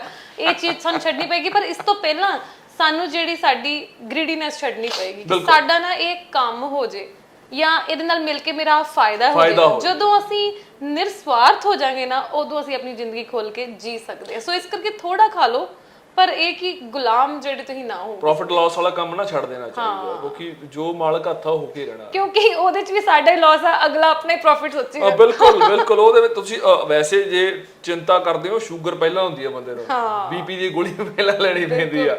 ਅੱਛਾ ਮਨਦੀਪ, ਤੁਸੀਂ ਹੁਣੇ ਗੱਲ ਕੀਤੀ ਕਿ ਕਰੋੜਾਂ ਦਾ ਲੋਨ ਲੈ ਲਿਆ, ਡਰ ਨਹੀਂ ਲੱਗਿਆ? ਵੈਸੇ ਕਿਤੇ ਨਾ ਕਿਤੇ ਚਿੰਤਾ ਮਨ ਚ ਆਈ ਹੋਵੇ? ਨਹੀਂ, ਡਰ ਬਹੁਤ ਲੱਗਾ। ਕਈ ਵਾਰੀ ਲੱਗਦਾ ਡਿਸੀਜਨ ਮੇਰਾ ਥੋੜਾ ਗਲਤ ਵੀ ਹੋ ਗਿਆ, ਇਦਾਂ ਲੱਗਦਾ ਮੈਨੂੰ। ਬਟ ਮੇਰੀ ਟੀਮ ਬਹੁਤ ਅੱਛੀ ਆ।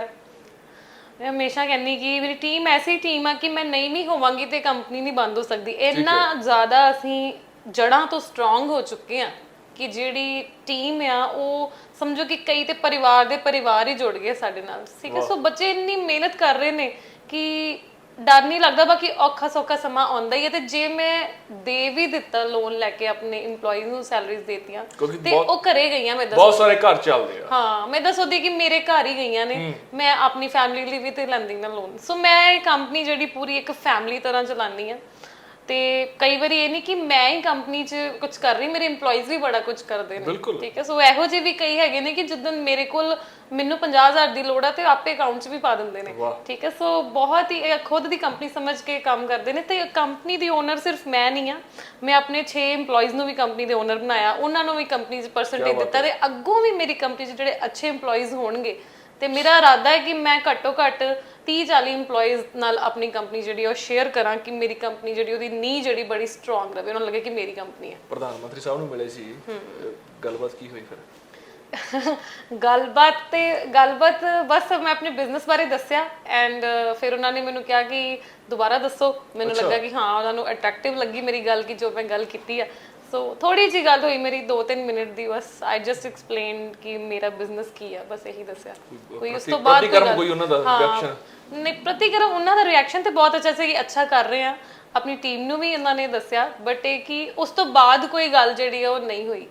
ਇਹ ਮਲਾਲ ਆ ਦਿਲ ਚ ਵੈਸ ਨਾ ਮੈਨੂੰ ਆਸ ਨਹੀਂ ਵੀ ਨਹੀਂ। ਅੱਛਾ, ਆਸ ਵੀ ਨਹੀਂ। ਮੈਂ ਤੁਹਾਨੂੰ ਇਹ ਕਹਿੰਦੀ ਕਿ ਨਾ, ਜੇ ਮੈਂ ਅੱਛਾ ਕੰਮ ਕਰ ਰਹੀ ਆ, ਠੀਕ ਹੈ, ਜੇ ਤੁਹਾਨੂੰ ਸੱਚੀ ਲੱਗਦਾ ਦਿਲੋਂ, ਤੁਹਾਡੀ ਰੂਹ ਕਹਿੰਦੀ ਆ ਜਾਂ ਤੁਹਾਨੂੰ ਲੱਗਦਾ ਕਿ ਮਨਦੀਪ ਅੱਛਾ ਕੰਮ ਕਰ ਰਹੀ ਆ, ਇਹ 120 ਬੱਚੇ ਪਿੰਡ ਵਿੱਚ ਰਹਿ ਕੇ, ਜਿੱਥੇ ਇੰਟਰਨੈਟ ਨਹੀਂ ਸੀ ਹੁੰਦਾ, ਠੀਕ ਹੈ, ਜਿੱਥੇ ਸਾਨੂੰ ਬੱਸਾਂ ਲਾਣੀਆਂ ਪਈਆਂ ਬੰਦੇ ਇੱਥੇ ਲਿਆਉਣ ਵਾਸਤੇ, ਇਸ ਨੂੰ ਹੋਰ ਵਧੀਆ ਕਰਨ ਲਈ। ਸੋ ਇੱਥੇ ਜੇ ਮਨਦੀਪ ਅੱਛਾ ਕੰਮ ਕਰ ਰਹੀ ਹੈ, 120 ਫੈਮਲੀਜ਼ ਅਸੀਂ ਚਲਾ ਰਹੇ ਹਾਂ, ਤੇ ਫੇਰ ਹੀ ਤੁਸੀਂ ਸਾਡਾ ਹੱਥ ਫੜਿਓ। ਅਦਰਵਾਈਜ਼ ਠੀਕ ਆ, ਜੇ ਨਹੀਂ ਕਰ ਰਹੇ ਤੇ ਠੀਕ ਆ। ਮੈਂ ਤਾਂ ਹਜੇ ਤੱਕ ਇਹੀ ਮੰਨ ਰਹੀ ਕਿ ਮੈਂ ਉਹਨਾਂ ਅੱਛਾ ਕੰਮ ਨਹੀਂ ਕਰ ਰਹੀ ਕਿ ਕੋਈ ਉੱਠ ਕੇ ਜਿਹੜਾ ਵਾ ਉਹ ਅਜੇ ਸਾਡੀ ਕੰਪਨੀ ਨੂੰ ਜਿਹੜੀ ਐਕਚੁਅਲ 'ਚ ਮਦਦ ਚਾਹੀਦੀ ਆ, ਉਹ ਸਾਡੀ ਮਦਦ ਜਿਹੜੀ ਆ ਉਹ ਕਦੀ ਵੀ ਨਹੀਂ ਹੋਈ। ਪਤਾ ਨਹੀਂ ਕਿਹੜੀਆਂ ਪਾਲਿਸੀਜ਼ ਆ, ਸਟਾਰਟਅਪ ਪਾਲਿਸੀ 2 ਕਰੋੜ ਦੀ ਵੂਮਨ ਵਾਸਤੇ ਆ ਜੀ, ਕੋਲੈਟਰਲ ਫ੍ਰੀ, ਠੀਕ ਹੈ, ਕੋਈ CGT MSc ਸਕੀਮ ਆ ਜੀ, ਕੋਈ ਕੁਛ ਆ ਜੀ, ਕੋਈ ਕੁਛ ਆ ਜੀ। ਮੈਨੂੰ ਤੇ ਕੁਛ ਨਹੀਂ ਮਿਲਿਆ। ਮੈਨੂੰ ਤੇ ਪਿੰਡ ਚ IT ਕੰਪਨੀ ਹੋਣ ਕਰਕੇ ਤਾਂ ਨਹੀਂ ਕਿਤੇ ਦਿੱਕਤ ਇਹ? ਹਾਂ ਬਿਲਕੁਲ, ਉਹਨਾਂ ਜਦੋਂ ਪਿੰਡ 'ਚ ਕਦੀ IT ਕੰਪਨੀ ਬਣੀ ਨਹੀਂ ਤੇ ਪਾਲਿਸੀ ਕਿੱਥੋਂ ਬਣੀ ਹੋਣੀ? ਉਹਦੇ ਵਾਸਤੇ ਪਾਲਿਸੀ ਬਣਾਣੀ ਪਵੇਗੀ ਨਾ। ਬੁਨਿਆਦੀ ਢਾਂਚਾ ਹੈ ਨਹੀਂ ਉਹ ਜਿਹਾ। ਹਾਂ, ਨਹੀਂ ਹੈ। ਪਰ ਤੁਹਾਨੂੰ ਤਾਂ ਰੋਡ ਲੱਗਦੀ, ਹਾਈਵੇ ਲੱਗਦਾ ਜਾਂ ਫਿਰ ਕੀ ਦਿੱਕਤ ਹੈ? ਨਹੀਂ, ਜਦੋਂ ਅਸੀਂ 24 ਕਿਲੋਮੀਟਰ ਜਾਂ 20 ਕਿਲੋਮੀਟਰ ਤੋਂ ਪਰੇ ਚੱਲ ਜਾਂਦੇ ਆ ਤੇ ਉਹ ਸਾਰਾ ਢਾਂਚਾ ਜਿਹੜਾ ਬਦਲ ਜਾਂਦਾ, ਭਾਵੇਂ ਤੁਸੀਂ ਮੇਨ ਤੇ ਹੀ ਹੋ। ਠੀਕ ਹੈ, ਜੇ ਮੇਰੇ ਕੋਲ ਵਧੀਆ ਇੰਟਰਨੈਟ ਫੈਸਿਲਿਟੀ ਹੁੰਦੀ, ਹੋ ਸਕਦਾ ਮੈਂ ਬਿਲਕੁਲ ਘਰਾਂ ਦੇ ਵਿੱਚ ਜਾ ਕੇ ਕੰਪਨੀ ਖੋਲਦੀ। ਠੀਕ ਹੈ, ਸੋ ਮੈਨੂੰ ਵੀ ਕਈ ਚੀਜ਼ਾਂ ਕੰਸੀਡਰ ਕਰਦੇ ਹੋਏ ਜਿਹੜਾ ਵਾ ਹਾਈਵੇ ਤੇ ਹੀ ਮੈਂ ਆਪਣੇ ਸਾਰੇ ਆਫਿਸ ਜਿਹੜੇ ਬਣਾਏ ਆ, ਕਿਉਂਕਿ ਆਬਵੀਅਸਲੀ ਕਸਟਮਰ ਤੇ ਹਾਈਵੇ ਦੇ ਪਿੰਡ ਵੀ ਤੇ ਪਿੰਡ ਹੀ ਆ। ਬਿਲਕੁਲ, ਹਾਈਵੇ ਦੇ ਪਿੰਡ ਤਾਂ ਬਿਲਕੁਲ। ਹਾਈਵੇ ਮਤਲਬ ਇਸ ਟਾਈਮ ਸਭ ਤੋਂ ਪਹਿਲਾਂ ਸੜਕੀ ਮਾਰਗ ਦੇਖਿਆ ਜਾਂਦਾ ਹੈ, ਵਾਹਨ ਕੀ ਆ, ਕਨਵੈਂਸ ਕੀ ਰਹੂਗਾ, ਇਹ ਚੀਜ਼ਾਂ ਬੱਚਿਆਂ ਨੇ ਨਹੀਂ ਦੂਰੋਂ ਆਣਾ ਹੈ, ਬੱਸ ਆਣੀ ਆ, ਸੋ ਕਈ ਚੀਜ਼ਾਂ ਜਿਹੜੀਆਂ ਉਹ ਦੇਖਣੀਆਂ ਪੈਂਦੀਆਂ। ਮਨਦੀਪ, ਤੁਹਾਡੀ ਜਰਨੀ, ਤੁਹਾਡਾ ਅੰਦਾਜ਼ ਜਿਹੜਾ ਕਿ ਬਹੁਤ ਸਾਰੇ ਨੌਜਵਾਨਾਂ ਲਈ ਪ੍ਰੇਰਨਾ ਸਰੋਤ ਆ ਜਿਹੜੇ ਤੁਹਾਨੂੰ ਫੋਲੋ ਕਰਦੇ ਨੇ।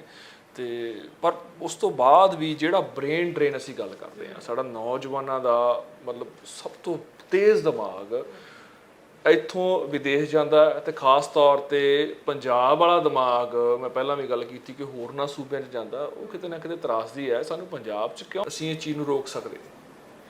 ਕਿਉਂਕਿ ਇਹ ਪੀੜ੍ਹੀਆਂ ਤੇ ਪਹੁੰਚ ਚੁੱਕੀ ਆ। ਕਿਸੇ ਬਾਬੇ ਨੇ ਵੀ ਡੇਰਾ ਖੋਲ ਲਿਆ ਹੋਵੇ ਨਾ, ਤੇ ਜਦੋਂ ਪੀੜ੍ਹੀਆਂ ਤੇ ਪਹੁੰਚ ਜੇ ਨਾ, ਫਿਰ ਉਹਨੂੰ ਰੋਕਣਾ ਮੁਸ਼ਕਲ ਹੈ। ਠੀਕ ਹੈ ਨਾ, ਉਹ ਹੁਣ ਪਹਿਲਾ ਪਰਿਵਾਰ ਜਾ ਚੁੱਕੇ ਨੇ, ਅੱਗੇ ਉਹਨਾਂ ਦੇ ਬੱਚੇ ਉੱਥੇ ਨੇ। ਠੀਕ ਹੈ, ਉਹ ਇੱਕ ਜਦੋਂ ਉਹ ਵਾਪਸ ਆਉਂਦੇ ਨੇ ਪਿੰਡ ਚੋਂ, ਲੱਗਦਾ ਸਾਰਿਆਂ ਨੂੰ ਕਿ ਪਤਾ ਨਹੀਂ ਕਿੰਨੇ ਕੁ ਵਧੀਆ ਨੇ, ਉਹਨਾਂ ਨੇ ਜਿਹੜੀ 40 ਸਾਲ ਮਿਹਨਤ ਕੀਤੀ ਉਹ ਤੇ ਕੋਈ ਦੇਖ ਹੀ ਨਹੀਂ ਰਿਹਾ। ਠੀਕ ਹੈ, ਸੋ ਇਹ ਹੈ ਕਿ ਪੰਜਾਬੀਆਂ ਨੂੰ ਜਿਹੜੀ ਆ ਉਹ ਇੱਕ ਭੇਡ ਚਾਲ ਬਣ ਗਈ ਕਿ ਬਾਹਰ ਜਾਣਾ ਹੀ ਜਿਹੜਾ ਉਹ ਠੀਕ ਹੈ, ਇੱਥੇ ਕੁਝ ਨਹੀਂ ਹੈਗੇ। ਹਾਂ, ਹੁਣ ਮੇਰੇ ਪੇਰੈਂਟਸ ਨੇ ਇਹ ਥੋੜੀ ਕਿ ਮੈਨੂੰ ਬਾਹਰ ਨਹੀਂ ਭੇਜਦੇ ਸੀ। ਅੱਜ ਵੀ ਮੈਂ ਕਿਤੇ ਜਾਣਾ ਹੋਵੇ ਤੇ ਮੈਨੂੰ ਕੋਈ ਰੋਕਦਾ, ਮੈਨੂੰ ਕੋਈ ਵੀ ਨਹੀਂ ਰੋਕਦਾ। ਇਹ ਤਾਂ ਤੁਹਾਡੀ ਪਰਸਨਲ ਚੋਇਸ ਹੈ ਨਾ, ਤੁਸੀਂ ਆਪਣੇ ਬੱਚੇ ਨੂੰ ਜਿੱਦਾਂ ਦੇ ਉਹਨੂੰ ਸਮਝਾਓਗੇ ਉਹਦੇ। ਹੁਣ ਜੇ ਪੇਰੈਂਟਸ ਹੀ ਕਹਿਣ ਲੱਗ ਪੈਣਗੇ ਕਿ ਤੁਸੀਂ ਬਾਹਰ ਜਾਓ, ਹੁਣ ਇੱਥੇ ਕੋਈ ਮੌਤ ਹੋ ਜਾਂਦੀ ਨਸ਼ੇ ਨਾਲ ਤੇ ਪੇਰੈਂਟਸ ਡਰ ਜਾਂਦੇ, ਉਹਨਾਂ ਨੂੰ ਲੱਗਦਾ ਕਿ ਫਟਾਫਟ ਜਿਹੜਾ ਬੱਚੇ ਨੂੰ ਨਾ ਬਾਹਰ ਭੇਜ ਦਈਏ, ਇੱਥੇ ਬਹੁਤ ਨਸ਼ਾ, ਉੱਥੇ ਘੱਟ ਹੈ ਨਸ਼ਾ। ਮੈਂ ਵੀ ਤੇ 15-16 ਵਾਰ ਅਮਰੀਕਾ ਹੋ ਕੇ ਆਈ ਹਾਂ, ਦੁਬਈ ਗਈ ਹਾਂ, ਕਈ ਕੰਟਰੀਜ਼ ਦੇਖੇ ਮੈਂ, ਉੱਥੇ ਘੱਟ ਹੈ ਨਸ਼ਾ। ਉੱਥੇ ਤੇ ਪੂਰੀ ਦੁਕਾਨ ਬਣੀ ਹੋਈ ਆ। ਠੀਕ ਹੈ, ਵੈਪਨ ਖਰੀਦਣਾ ਤੁਸੀਂ ਸਿੱਧਾ ਜਾ ਕੇ ਪੈਸੇ ਦੇ ਕੇ ਵੈਪਨ ਖਰੀਦ ਲਓ। ਸੋ ਪਹਿਲਾਂ ਤੁਸੀਂ ਉੱਥੇ ਜਾ ਕੇ ਦੇਖੋ ਤੇ ਸਹੀ ਕਿ ਉਹ ਕਲਚਰ ਦਾ ਕਿੰਨਾ ਫਰਕ ਆ, ਹੈ ਨਾ। ਕਿਸੇ ਨੂੰ ਵੇਖਣ ਲੱਗੇ, ਕਿਸੇ ਨੂੰ ਮਤਲਬ ਕਿ ਕਲਚਰਲੀ ਕਿਸੇ ਨੂੰ ਫੜ ਲੈਣਾ, ਛੱਡ ਦੇਣਾ, ਮਤਲਬ ਸਮੇਂ ਤੁਸੀਂ ਨਾਰਮਲ ਲਾਓਗੇ ਪੇਰੈਂਟਸ ਹੀ ਆ, ਹੈ ਨਾ, ਕਿ ਪੇਰੈਂਟਸ ਨੂੰ ਛੱਡਣਾ ਵੀ ਨਾਰਮਲ ਸਮਝਦੇ ਆ। ਠੀਕ ਹੈ, ਸੋ ਇਹੀ ਹੈ ਕਿ ਤੁਸੀਂ ਪਹਿਲਾਂ ਕਲਚਰ ਤੇ ਸਟੱਡੀ ਕਰੋ ਨਾ, ਕਿ ਅਸੀਂ ਆਪਣੇ ਬੱਚੇ ਨੂੰ ਕਿਹੜੇ ਕਲਚਰ ਵਿੱਚ ਭੇਜ ਰਹੇ ਹਾਂ, ਉਸ ਤੋਂ ਬਾਅਦ ਅਸੀਂ ਕਿਹਦੇ ਤੋਂ ਇੰਪ੍ਰੈਸ ਹੋ ਕੇ ਜਿਹੜਾ ਉਹਨੂੰ ਭੇਜ ਰਹੇ ਹਾਂ। ਮੇਰੇ ਇਹਦੇ ਵਿੱਚ ਇੱਕੋ ਹੀ ਮਤਲਬ ਮੇਰੀ ਲਾਈਨ ਹੈਗੀ ਜੇ ਕਿ ਜੋ ਤੁਹਾਡਾ ਦਿਲ ਕਰਦਾ ਨਾ ਉਹ ਕਰੋ। ਹੁਣ ਜਿਹੜੇ ਲੋਕ 30 ਸਾਲ ਤੋਂ ਅਮਰੀਕਾ ਨੇ, ਉਹ ਕਹਿੰਦੇ ਨਹੀਂ ਅਸੀਂ ਸਾਡਾ ਦਿਲ ਪੰਜਾਬ 'ਚ ਆ। ਜਿਹੜੇ ਪੰਜਾਬ 'ਚ ਆ ਉਹ ਕਹਿੰਦੇ ਨਹੀਂ ਮੈਂ ਤੇ ਕੈਨੇਡਾ ਜਾਣਾ ਸੀ। ਤੇ ਇਸ ਕਰਕੇ ਤੁਸੀਂ ਦੇਖਿਆ ਹੋਣੀ ਇਹੋ ਜਿਹੀਆਂ ਫੈਮਲੀਜ਼ ਕਿ ਹਸਬੈਂਡ ਸ਼ਰਾਬ 'ਚ ਧੋਤਾ ਕਿਉਂਕਿ ਉਹ ਬਾਹਰ ਜਾਣਾ ਚਾਹੁੰਦਾ ਸੀ ਤੇ ਉਹ ਨਹੀਂ ਜਾ ਸਕਿਆ। ਉਹ ਕਹਿੰਦੇ ਇਹਨੂੰ ਡਿਪਰੈਸ਼ਨ ਹੀ ਇਹੀ ਆ ਕਿ ਉਹ ਬਾਹਰ ਜਾਣਾ ਚਾਹੁੰਦਾ। ਠੀਕ ਹੈ, ਸੋ ਇਹੀ ਹੈ ਕਿ ਜਿਨ੍ਹਾਂ ਨੇ ਬਾਹਰ ਜਾਣ ਦਾ ਦਿਲ ਆ ਉਹ ਬਾਹਰ ਜਾਣ, ਜਿਨ੍ਹਾਂ ਦਾ ਉੱਥੇ ਲੱਗਦਾ ਕਿ ਮੈਂ ਪੰਜਾਬ 'ਚ ਹੋਣਾ ਚਾਹੀਦਾ ਉਹ ਪੰਜਾਬ 'ਚ ਹੁਣ। ਘੱਟੋ ਘੱਟ ਤੁਸੀਂ ਉਹ ਤੇ ਕਰੋ ਜੋ ਤੁਹਾਡਾ ਦਿਲ ਕਰਦਾ। ਪਰ ਇਹ ਚੀਜ਼ਾਂ ਸ਼ਾਇਦ ਕਿਤੇ ਨਾ ਕਿਤੇ ਕੁਝ ਆਲੇ ਦੁਆਲੇ ਦਾ ਦਬਾਅ ਹੋ ਜਾਂਦਾ, ਪਰਿਵਾਰ ਦਾ ਦਬਾਅ ਹੋ ਜਾਂਦਾ, ਖਾਸ ਤੌਰ ਤੇ ਸਮਾਜਿਕ ਦਬਾਅ ਜਿਹਨੂੰ ਅਸੀਂ ਕਹਿ ਦਿੰਦੇ ਹਾਂ ਕਿ ਲੋਕ ਕੀ ਕਹਿਣਗੇ। ਜਿਵੇਂ ਪਹਿਲਾਂ ਗੱਲ ਕਰਕੇ ਗਏ ਸੀ, ਬਾਹਰ ਗਏ ਸੋਚ ਰਹੇ ਨੇ ਵੀ ਲੋਕ ਸੁਖੀ ਹੋਣਗੇ, ਬਾਹਰ ਜਾ ਕੇ ਵੀ ਆਤਮ ਹੱਤਿਆ ਹੋ ਰਹੀਆਂ ਨੇ। ਰੀਸੈਂਟਲੀ ਕੇਸ ਆਇਆ, ਮਤਲਬ ਡੋਮੈਸਟਿਕ ਵਾਇਲੈਂਸ ਉੱਥੇ ਬਹੁਤ ਜ਼ਿਆਦਾ ਹੈ, ਜਿੱਥੇ ਕਾਨੂੰਨ ਸਭ ਤੋਂ ਵੱਧ ਸਖਤ ਨੇ। ਤਾਂ ਮੈਨੂੰ ਨਹੀਂ ਲੱਗਦਾ ਵੀ ਬਾਹਰ ਜ਼ਿਆਦਾ ਸੁਰੱਖਿਅਤ ਰਹਿ ਗਿਆ ਹੋਣਾ। ਹਾਂ, ਨਹੀਂ ਮੈਨੂੰ ਵੀ ਨਹੀਂ ਇਦਾਂ ਲੱਗਦਾ, ਕਿਉਂਕਿ ਉਹੀ ਗੱਲ ਆ ਨਾ ਕਿ ਡਿਫਰੈਂਟ ਤਰ੍ਹਾਂ ਦੀਆਂ ਇੱਕ ਲਾ ਲਓ ਕਿ ਅਲੱਗ-ਅਲੱਗ ਤਰ੍ਹਾਂ ਦੇ ਸੈੱਟ ਆਫ ਪੀਪਲ, ਹਰ ਇੱਕ ਸਟੋਰੀ ਵੱਖਰੀ ਹੈ। ਜਦੋਂ ਖਬਰ ਸੁਣੀ ਕਿ ਵੀਡੀਓ ਸੁਣੀ ਗਈ, ਦੇਖੀ ਗਈ, ਤੁਸੀਂ ਦੇਖੀ ਉਹ ਵੀਡੀਓ ਜਿਹੜੀ? ਹਾਂਜੀ ਹਾਂ। ਕਿੰਨਾ ਕੁ ਮਤਲਬ ਦੁੱਖ ਹੋਇਆ? ਬਹੁਤ ਜ਼ਿਆਦਾ ਦੁੱਖ ਹੋਇਆ। ਅਮਰੀਕਾ ਵਰਗੇ ਕੰਟਰੀ 'ਚ ਇਸ ਤਰ੍ਹਾਂ ਹੋ ਜਾਣਾ, ਇਹ ਸਿਰਫ ਇੱਕ ਲੇਡੀ ਲਈ ਜਾਂ ਉਹਦੇ ਪਰਿਵਾਰ ਲਈ ਨਹੀਂ ਆ, ਪੂਰੀ ਕਮਿਊਨਿਟੀ ਲਈ ਬੜਾ ਸ਼ਰਮਿੰਦਗੀ ਵਾਲੀ ਜਿਹੜੀ ਉਹ ਗੱਲ ਹੈ ਨਾ। ਉਹਨਾਂ ਨੂੰ ਲੱਗੇਗਾ ਕਿ ਯਾਰ ਇਹ ਜਿਨ੍ਹਾਂ ਦੇ ਨਾਮ ਨਾਲ ਸਮਝੋ ਸਿੰਘ ਲੱਗ ਰਿਹਾ ਜਾਂ ਪੰਜਾਬੀ ਨੇ, ਹੈ ਨਾ, ਇਹ ਕੀ ਕਰ ਰਹੇ ਨੇ ਆਪਣੀਆਂ ਇੱਥੇ ਤੇ ਅਸੀਂ ਛੁਪਾ ਲੈਂਦੇ ਹਾਂ, ਅੰਗਰੇਜ਼ਾਂ ਨੂੰ ਪਤਾ ਨਹੀਂ ਲੱਗਦਾ ਕਿ ਇੱਥੇ ਅਸੀਂ ਕੀ ਕਰ ਰਹੇ ਉਹਨਾਂ ਦੇ ਨਾਲ। ਠੀਕ ਹੈ, ਉੱਥੇ ਅਸੀਂ ਪੂਰਾ ਪਬਲਿਸ਼ ਕਰ ਰਹੇ ਕਿ ਹਾਂਜੀ ਬਈ ਅਸੀਂ ਇਹ ਕਰ ਰਹੇ। ਸੋ ਹੁਣ ਕੋਈ ਕਹਿੰਦਾ ਕਿ ਨਹੀਂ ਲੇਡੀ ਦਾ ਹੀ ਦਿਮਾਗ ਖਰਾਬ ਆ, ਉਹੀ ਜ਼ਿਆਦਾ ਡਿਪਰੈਸ ਸੀ ਤੇ ਉਹਨੇ ਏਦਾਂ ਕਰ ਲਿਆ। ਉਹਨੂੰ ਕੀਤਾ ਕਿੰਨੇ ਨਾ ਡਿਪਰੈਸ? ਉਹਦੀ ਸ਼ੁਰੂਆਤ ਕਿੱਥੋਂ ਹੋਈ? ਤੁਸੀਂ ਉਦੋਂ ਹੀ ਕਿਉਂ ਨਹੀਂ ਕੰਟਰੋਲ ਕੀਤਾ? ਅਸੀਂ ਨਹੀਂ ਸੁਣਦੇ ਵੂਮਨ ਦੀ, ਵਧੀਆ ਤੋਂ ਵਧੀਆ ਵੂਮਨ ਦੀ ਵੀ ਕੋਈ ਨਹੀਂ ਸੁਣਦਾ, ਉਹਨਾਂ ਦੀ ਕੌਣ ਸੁਣੇਗਾ? ਸੋ ਸਾਨੂੰ ਬਹੁਤ ਜ਼ਿਆਦਾ ਸੰਸਕਾਰਾਂ ਦੀ ਲੋੜ ਆ। ਜਦੋਂ ਤੱਕ ਸਾਡੀ ਸੋਚ ਇਹ ਨਹੀਂ ਹੋਏਗੀ ਕਿ ਸਾਡੇ ਪਹਿਲੀ ਔਲਾਦ ਕੁੜੀ ਹੋਵੇ, ਸਾਨੂੰ ਇਹ ਕੁੜੀ ਨੂੰ ਮੁੰਡੇ ਵਾਂਗ ਬਣਾਉਣਾ ਵਾ, ਕੁੜੀ ਨੂੰ ਕਾਰੋਬਾਰ ਸੈੱਟ ਕਰਕੇ ਦੇਣਾ ਵਾ। ਠੀਕ ਹੈ, ਜਦੋਂ ਤੱਕ ਸਾਡੀ ਉਹ ਸੋਚ ਨਹੀਂ ਹੋਏਗੀ, ਸਾਡੀਆਂ ਵੱਡੀਆਂ ਪੋਸਟਾਂ ਤੇ ਕੁੜੀਆਂ ਹੋਣ। ਠੀਕ ਹੈ, ਸੋ ਜਦੋਂ ਤੱਕ ਉਹ ਚੀਜ਼ ਨਹੀਂ ਹੋਏਗੀ, ਜਦੋਂ ਤੱਕ ਕੁੜੀਆਂ ਅੱਗੇ ਨਹੀਂ ਆਉਣਗੀਆਂ। ਅੱਜ ਵੀ ਮੈਂ ਸਰਕਾਰ ਨੂੰ ਵੀ ਇਹੀ ਕਹਿੰਦੀ, ਆਪਣੇ ਉੱਪਰ ਵਾਲੇ ਅਹੁਦਿਆਂ ਤੇ ਤੁਸੀਂ 60 ਤੋਂ 70% ਲੇਡੀਜ਼ ਕਰ ਦਿਓ, ਤੁਸੀਂ ਦੇਖਿਓ ਕਿੱਦਾਂ ਬਦਲਾਵ ਆਉਂਦਾ। ਕਿਉਂਕਿ ਲੇਡੀ ਇਮੋਸ਼ਨਲ ਆ, ਜਲਦੀ ਬੇਈਮਾਨ ਨਹੀਂ ਹੋ ਸਕਦੀ। ਮੈਂ ਸਾਰਿਆਂ ਨੂੰ ਨਹੀਂ ਕਹਿੰਦੀ, ਠੀਕ ਹੈ, ਪਰ ਥੋੜਾ ਜਿਹੜਾ ਵਾ ਉਹ ਚੇਂਜ ਜਿਹੜਾ ਹੈਗਾ, ਕਿਸੇ ਦੀ ਗੱਲ ਸੁਣ ਲੇਗੀ, ਜ਼ਿਆਦਾ ਐਕਸਟੈਂਡ ਕਰ ਲੇਗੀ, ਮੈਨੇਜਿੰਗ ਕੈਪੈਸਿਟੀ ਨੂੰ ਰੱਬ ਨੇ ਜ਼ਿਆਦਾ ਦਿੱਤੀ ਹੈ। ਠੀਕ ਹੈ, ਸੋ ਇਹ ਹੈ ਕਿ ਘੱਟੋ ਘੱਟ ਵੱਧ ਨਹੀਂ ਕਰਨਾ ਤੇ ਬਰਾਬਰ ਤੇ ਕਰੋ ਹੀ ਨਾ, ਹਰ ਚੀਜ਼ ਜਿਹੜੀ ਬਰਾਬਰ ਕਰਨੀ ਜ਼ਰੂਰੀ ਹੈ। ਬਹੁਤ ਬਹੁਤ ਧੰਨਵਾਦ। ਥੈਂਕ ਯੂ ਜੀ, ਥੈਂਕ ਬਹੁਤ ਯੂ। ਵਧੀਆ ਲੱਗਿਆ ਤੁਹਾਡਾ ਤਜਰਬਾ, ਤੁਹਾਡੇ ਵਿਚਾਰ ਸਾਡੇ ਦਰਸ਼ਕਾਂ ਤੱਕ ਪਹੁੰਚੇ ਤੇ ਮੇਰੀ ਅਪੀਲ ਤਾਂ ਇਹੀ ਹੈ ਕਿ ਮਨਦੀਪ ਦੀਆਂ ਗੱਲਾਂ ਨੂੰ ਹੋਰਾਂ ਤੱਕ ਪਹੁੰਚਾਇਆ ਜਾਵੇ, ਕਿਉਂਕਿ ਜੋ ਸੋਚ ਇਹ ਰੱਖਦੇ ਨੇ ਪੰਜਾਬ ਲਈ, ਆਪਣੇ ਪਿੰਡ ਲਈ, ਆਪਣੇ ਲੋਕਾਂ ਦੇ ਲਈ, ਇਹੋ ਜਿਹੀ ਸੋਚ ਸਭ ਦੀ ਹੋਣੀ ਚਾਹੀਦੀ ਤਾਂ ਜੋ ਪੰਜਾਬ ਤਰੱਕੀ ਕਰੇ। ਤੁਹਾਡਾ ਕੋਈ ਸੁਨੇਹਾ ਹੋਵੇ, ਤੁਹਾਡੇ ਚਾਹਣ ਵਾਲਿਆਂ ਦੇ ਨਾਲ ਤਾਂ ਹੈ ਹੀ ਹੈ, ਪਰ ਜਿੰਨੇ ਸਾਡੇ ਦਰਸ਼ਕ ਨੇ ਉਹਨਾਂ ਲਈ ਖਾਸ ਤੌਰ ਤੇ। ਸੋ ਮੈਂ ਇਹ ਕਹਿਣਾ ਚਾਹੁੰਦੀ ਕਿ ਹਰ ਘਰ ਕਾਰੋਬਾਰ ਅਸੀਂ ਸੋਚੀਏ, ਠੀਕ ਆ। ਮਤਲਬ ਕਿ ਸਾਡੇ ਜਿਹੜੇ ਪਿੰਡਾਂ 'ਚ ਨਾ ਇੱਕ ਦੂਜੇ ਦੇ ਘਰ ਵੀ ਆਪਣੇ ਘਰ ਹੁੰਦੇ ਨੇ, ਠੀਕ ਆ। ਲੋਕੀ ਇੱਕ ਦੂਜੇ ਦੇ ਘਰ ਰੋਟੀ ਵੀ ਖਾ ਲੈਂਦੇ ਨੇ, ਉਹੀ ਬੜਾ ਡਿਫਰੈਂਟ ਚੱਲਦਾ। ਸੋ ਅਸੀਂ ਕਿਉਂ ਨਾ ਸੋਚੀਏ ਕਿ ਸਾਡੀ ਫੈਮਿਲੀ 'ਚ ਘੱਟੋ ਘੱਟ ਇੱਕ ਬੰਦਾ ਜਿਹੜਾ ਵਾ ਉਹ ਬਿਜ਼ਨਸ ਕਰ ਰਿਹਾ ਹੋਵੇ, ਭਾਵੇਂ ਉਹ ਛੋਟਾ ਬਿਜ਼ਨਸ ਕਰੇ, ਭਾਵੇਂ ਸਾਡੀ ਡਾਟਰ ਜਿਹੜੀ ਉਹ ਕੇਕ ਬਣਾ ਰਹੀ ਹੋਵੇ, ਭਾਵੇਂ ਸਾਡਾ ਜਿਹੜਾ ਮੁੰਡਾ ਵਾ ਉਹ ਪੇਂਟਿੰਗ ਕਰਕੇ ਸੈਲ ਕਰ ਰਿਹਾ, ਭਾਵੇਂ ਸਾਡਾ ਕੋਈ ਛੋਟਾ ਕਿਸੇ ਵੀ ਤਰ੍ਹਾਂ ਦਾ ਜਿਹੜਾ ਵਾ ਉਹ ਆਨਲਾਈਨ ਕਾਰੋਬਾਰ ਆ ਸਾਡਾ, ਅਸੀਂ ਕੋਈ ਗ੍ਰਾਫਿਕ ਡਿਜ਼ਾਈਨਿੰਗ ਦਾ ਕੰਮ ਕਰ ਰਹੇ ਹਾਂ ਜਾਂ ਅਸੀਂ ਕੋਈ ਸਬਜ਼ੀ ਸੈਲ ਕਰ ਰਹੇ ਹਾਂ। ਸੋ ਹਰ ਘਰ ਕਾਰੋਬਾਰ ਜਿਹੜਾ ਉਹ ਬਹੁਤ ਜ਼ਰੂਰੀ ਹੈ ਕਿ ਸਾਡੇ ਘਰ 'ਚ 4 ਜੀ ਨੇ ਜਾਂ ਸਾਡੇ ਘਰ 'ਚ 8 ਜੀ ਨੇ, ਅਸੀਂ ਘੱਟੋ ਘੱਟ ਇੱਕ ਬੰਦਾ ਸਾਡੇ ਘਰ ਇਹੋ ਜਿਹਾ ਹੋਵੇ ਕਿ ਜਿਹਦਾ ਕੋਈ ਨਾ ਕੋਈ ਬਿਜ਼ਨਸ ਹੋਵੇ, ਜਿਹੜਾ ਕਿ 7 ਬੰਦੇ ਨੌਕਰੀ ਕਰ ਰਹੇ ਨੇ ਤੇ 8ਵਾਂ ਨੌਕਰੀ ਦੇਣ ਵਾਲਾ ਜਿਹੜਾ ਸਾਡੇ ਪੰਜਾਬ 'ਚ ਬਣੇ। ਤੇ ਮੇਰੀ ਵੀ ਹਰ ਇੱਕ ਨੂੰ ਬਹੁਤ ਜ਼ਿਆਦਾ ਸਪੋਰਟ ਰਹੇਗੀ ਜਿਹੜਾ ਇਹ ਸੋਚ ਰੱਖੇਗਾ ਕਿ ਹਾਂ ਮੈਂ ਛੋਟੇ ਤੋਂ ਵੀ ਸ਼ੁਰੂ ਕਰ ਸਕਦਾ ਵਾਂ। ਸੋ ਪੈਸਾ ਦਿਮਾਗ 'ਚ ਸਭ ਤੋਂ ਪਹਿਲਾਂ ਨਾ ਲੈ ਕੇ ਆਓ, ਪਹਿਲਾਂ ਜੋਸ਼, ਆਪਣੇ ਦਿਮਾਗ ਨੂੰ ਯੂਜ਼ ਹੀ ਇੰਨਾ ਜ਼ਿਆਦਾ ਕਰੋ, ਸੋਚੋ ਇੰਨਾ ਅੱਛਾ ਆਪਣੇ ਪਰਿਵਾਰ ਨਾਲ ਬੈਠ ਕੇ ਕਿ ਤੁਹਾਨੂੰ ਰਾਹ ਲੱਭ ਜੇ ਕਿ ਮੈਂ ਥੋੜੇ ਤੋਂ ਵੀ ਕਿਵੇਂ ਸ਼ੁਰੂ ਕਰ ਸਕਦਾ। ਨਾਲ ਹੀ ਮੈਂ ਸਰਕਾਰ ਨੂੰ ਵੀ ਅਪੀਲ ਕਰਦੀ ਹਾਂ ਕਿ ਜਿਹੜੇ ਖੁਦ ਦੇ ਕਾਰੋਬਾਰ ਸ਼ੁਰੂ ਕਰਨਾ ਚਾਹੁੰਦੇ ਨੇ ਉਹਨਾਂ ਲਈ ਜਿਹੜੀਆਂ ਪਾਲਿਸੀਜ਼ ਲੈ ਕੇ ਆਵੇ। ਤੇ ਹੁਣ ਪਾਲਿਸੀਜ਼ ਜਿਹੜੀਆਂ ਵਾ ਸਾਨੂੰ ਪੰਚਾਇਤੀ ਰਾਜ ਲਈ ਪਾਲਿਸੀਜ਼ ਚਾਹੀਦੀਆਂ, ਸਾਨੂੰ ਸ਼ਹਿਰਾਂ ਲਈ ਪਾਲਿਸੀਜ਼ ਨਹੀਂ ਚਾਹੀਦੀਆਂ, ਕਿਉਂਕਿ ਉਹ ਸਾਡੇ ਕੰਮ ਨਹੀਂ ਆਉਣੀਆਂ। ਬਿਲਕੁਲ। ਤੇ ਹਰ ਘਰ ਰੋਜ਼ਗਾਰ ਜਾਂ ਕਾਰੋਬਾਰ ਦੀ ਗੱਲ ਹੁੰਦੀ ਹੈ। ਰੋਜ਼ਗਾਰ ਤਾਂ ਵੈਸੇ ਸਰਕਾਰਾਂ ਜੋ ਸਕੀਮਾਂ ਚਲਾਉਂਦੀਆਂ ਨੇ, ਪਰ ਆਪਾਂ ਨਿੱਜੀ ਤੌਰ ਤੇ ਹਰ ਘਰ ਕਾਰੋਬਾਰ ਚਲਾਈਏ, ਕਿਉਂਕਿ ਰੋਜ਼ਗਾਰ ਸਿਰਫ ਨੌਕਰੀ ਨਹੀਂ, ਕਾਰੋਬਾਰ ਹੈ। ਤੇ ਕਾਰੋਬਾਰ ਹੈ ਉਹ ਤੁਸੀਂ ਕਿਸੇ ਹੋਰ ਨੂੰ ਰੋਜ਼ਗਾਰ ਦੇ ਸਕਦੇ ਹੋ। ਦੋਸਤੋ, ਅਜਿਹੀਆਂ ਸ਼ਖਸੀਅਤਾਂ ਨਾਲ ਤੁਹਾਡੀ ਮੁਲਾਕਾਤ ਕਰਾਉਂਦੇ ਰਵਾਂਗੇ। ਤੁਸੀਂ ਜੁੜੇ ਰਹੋ ਸਪੋਕਸਮੈਨ ਟੀਵੀ ਦੇ ਨਾਲ।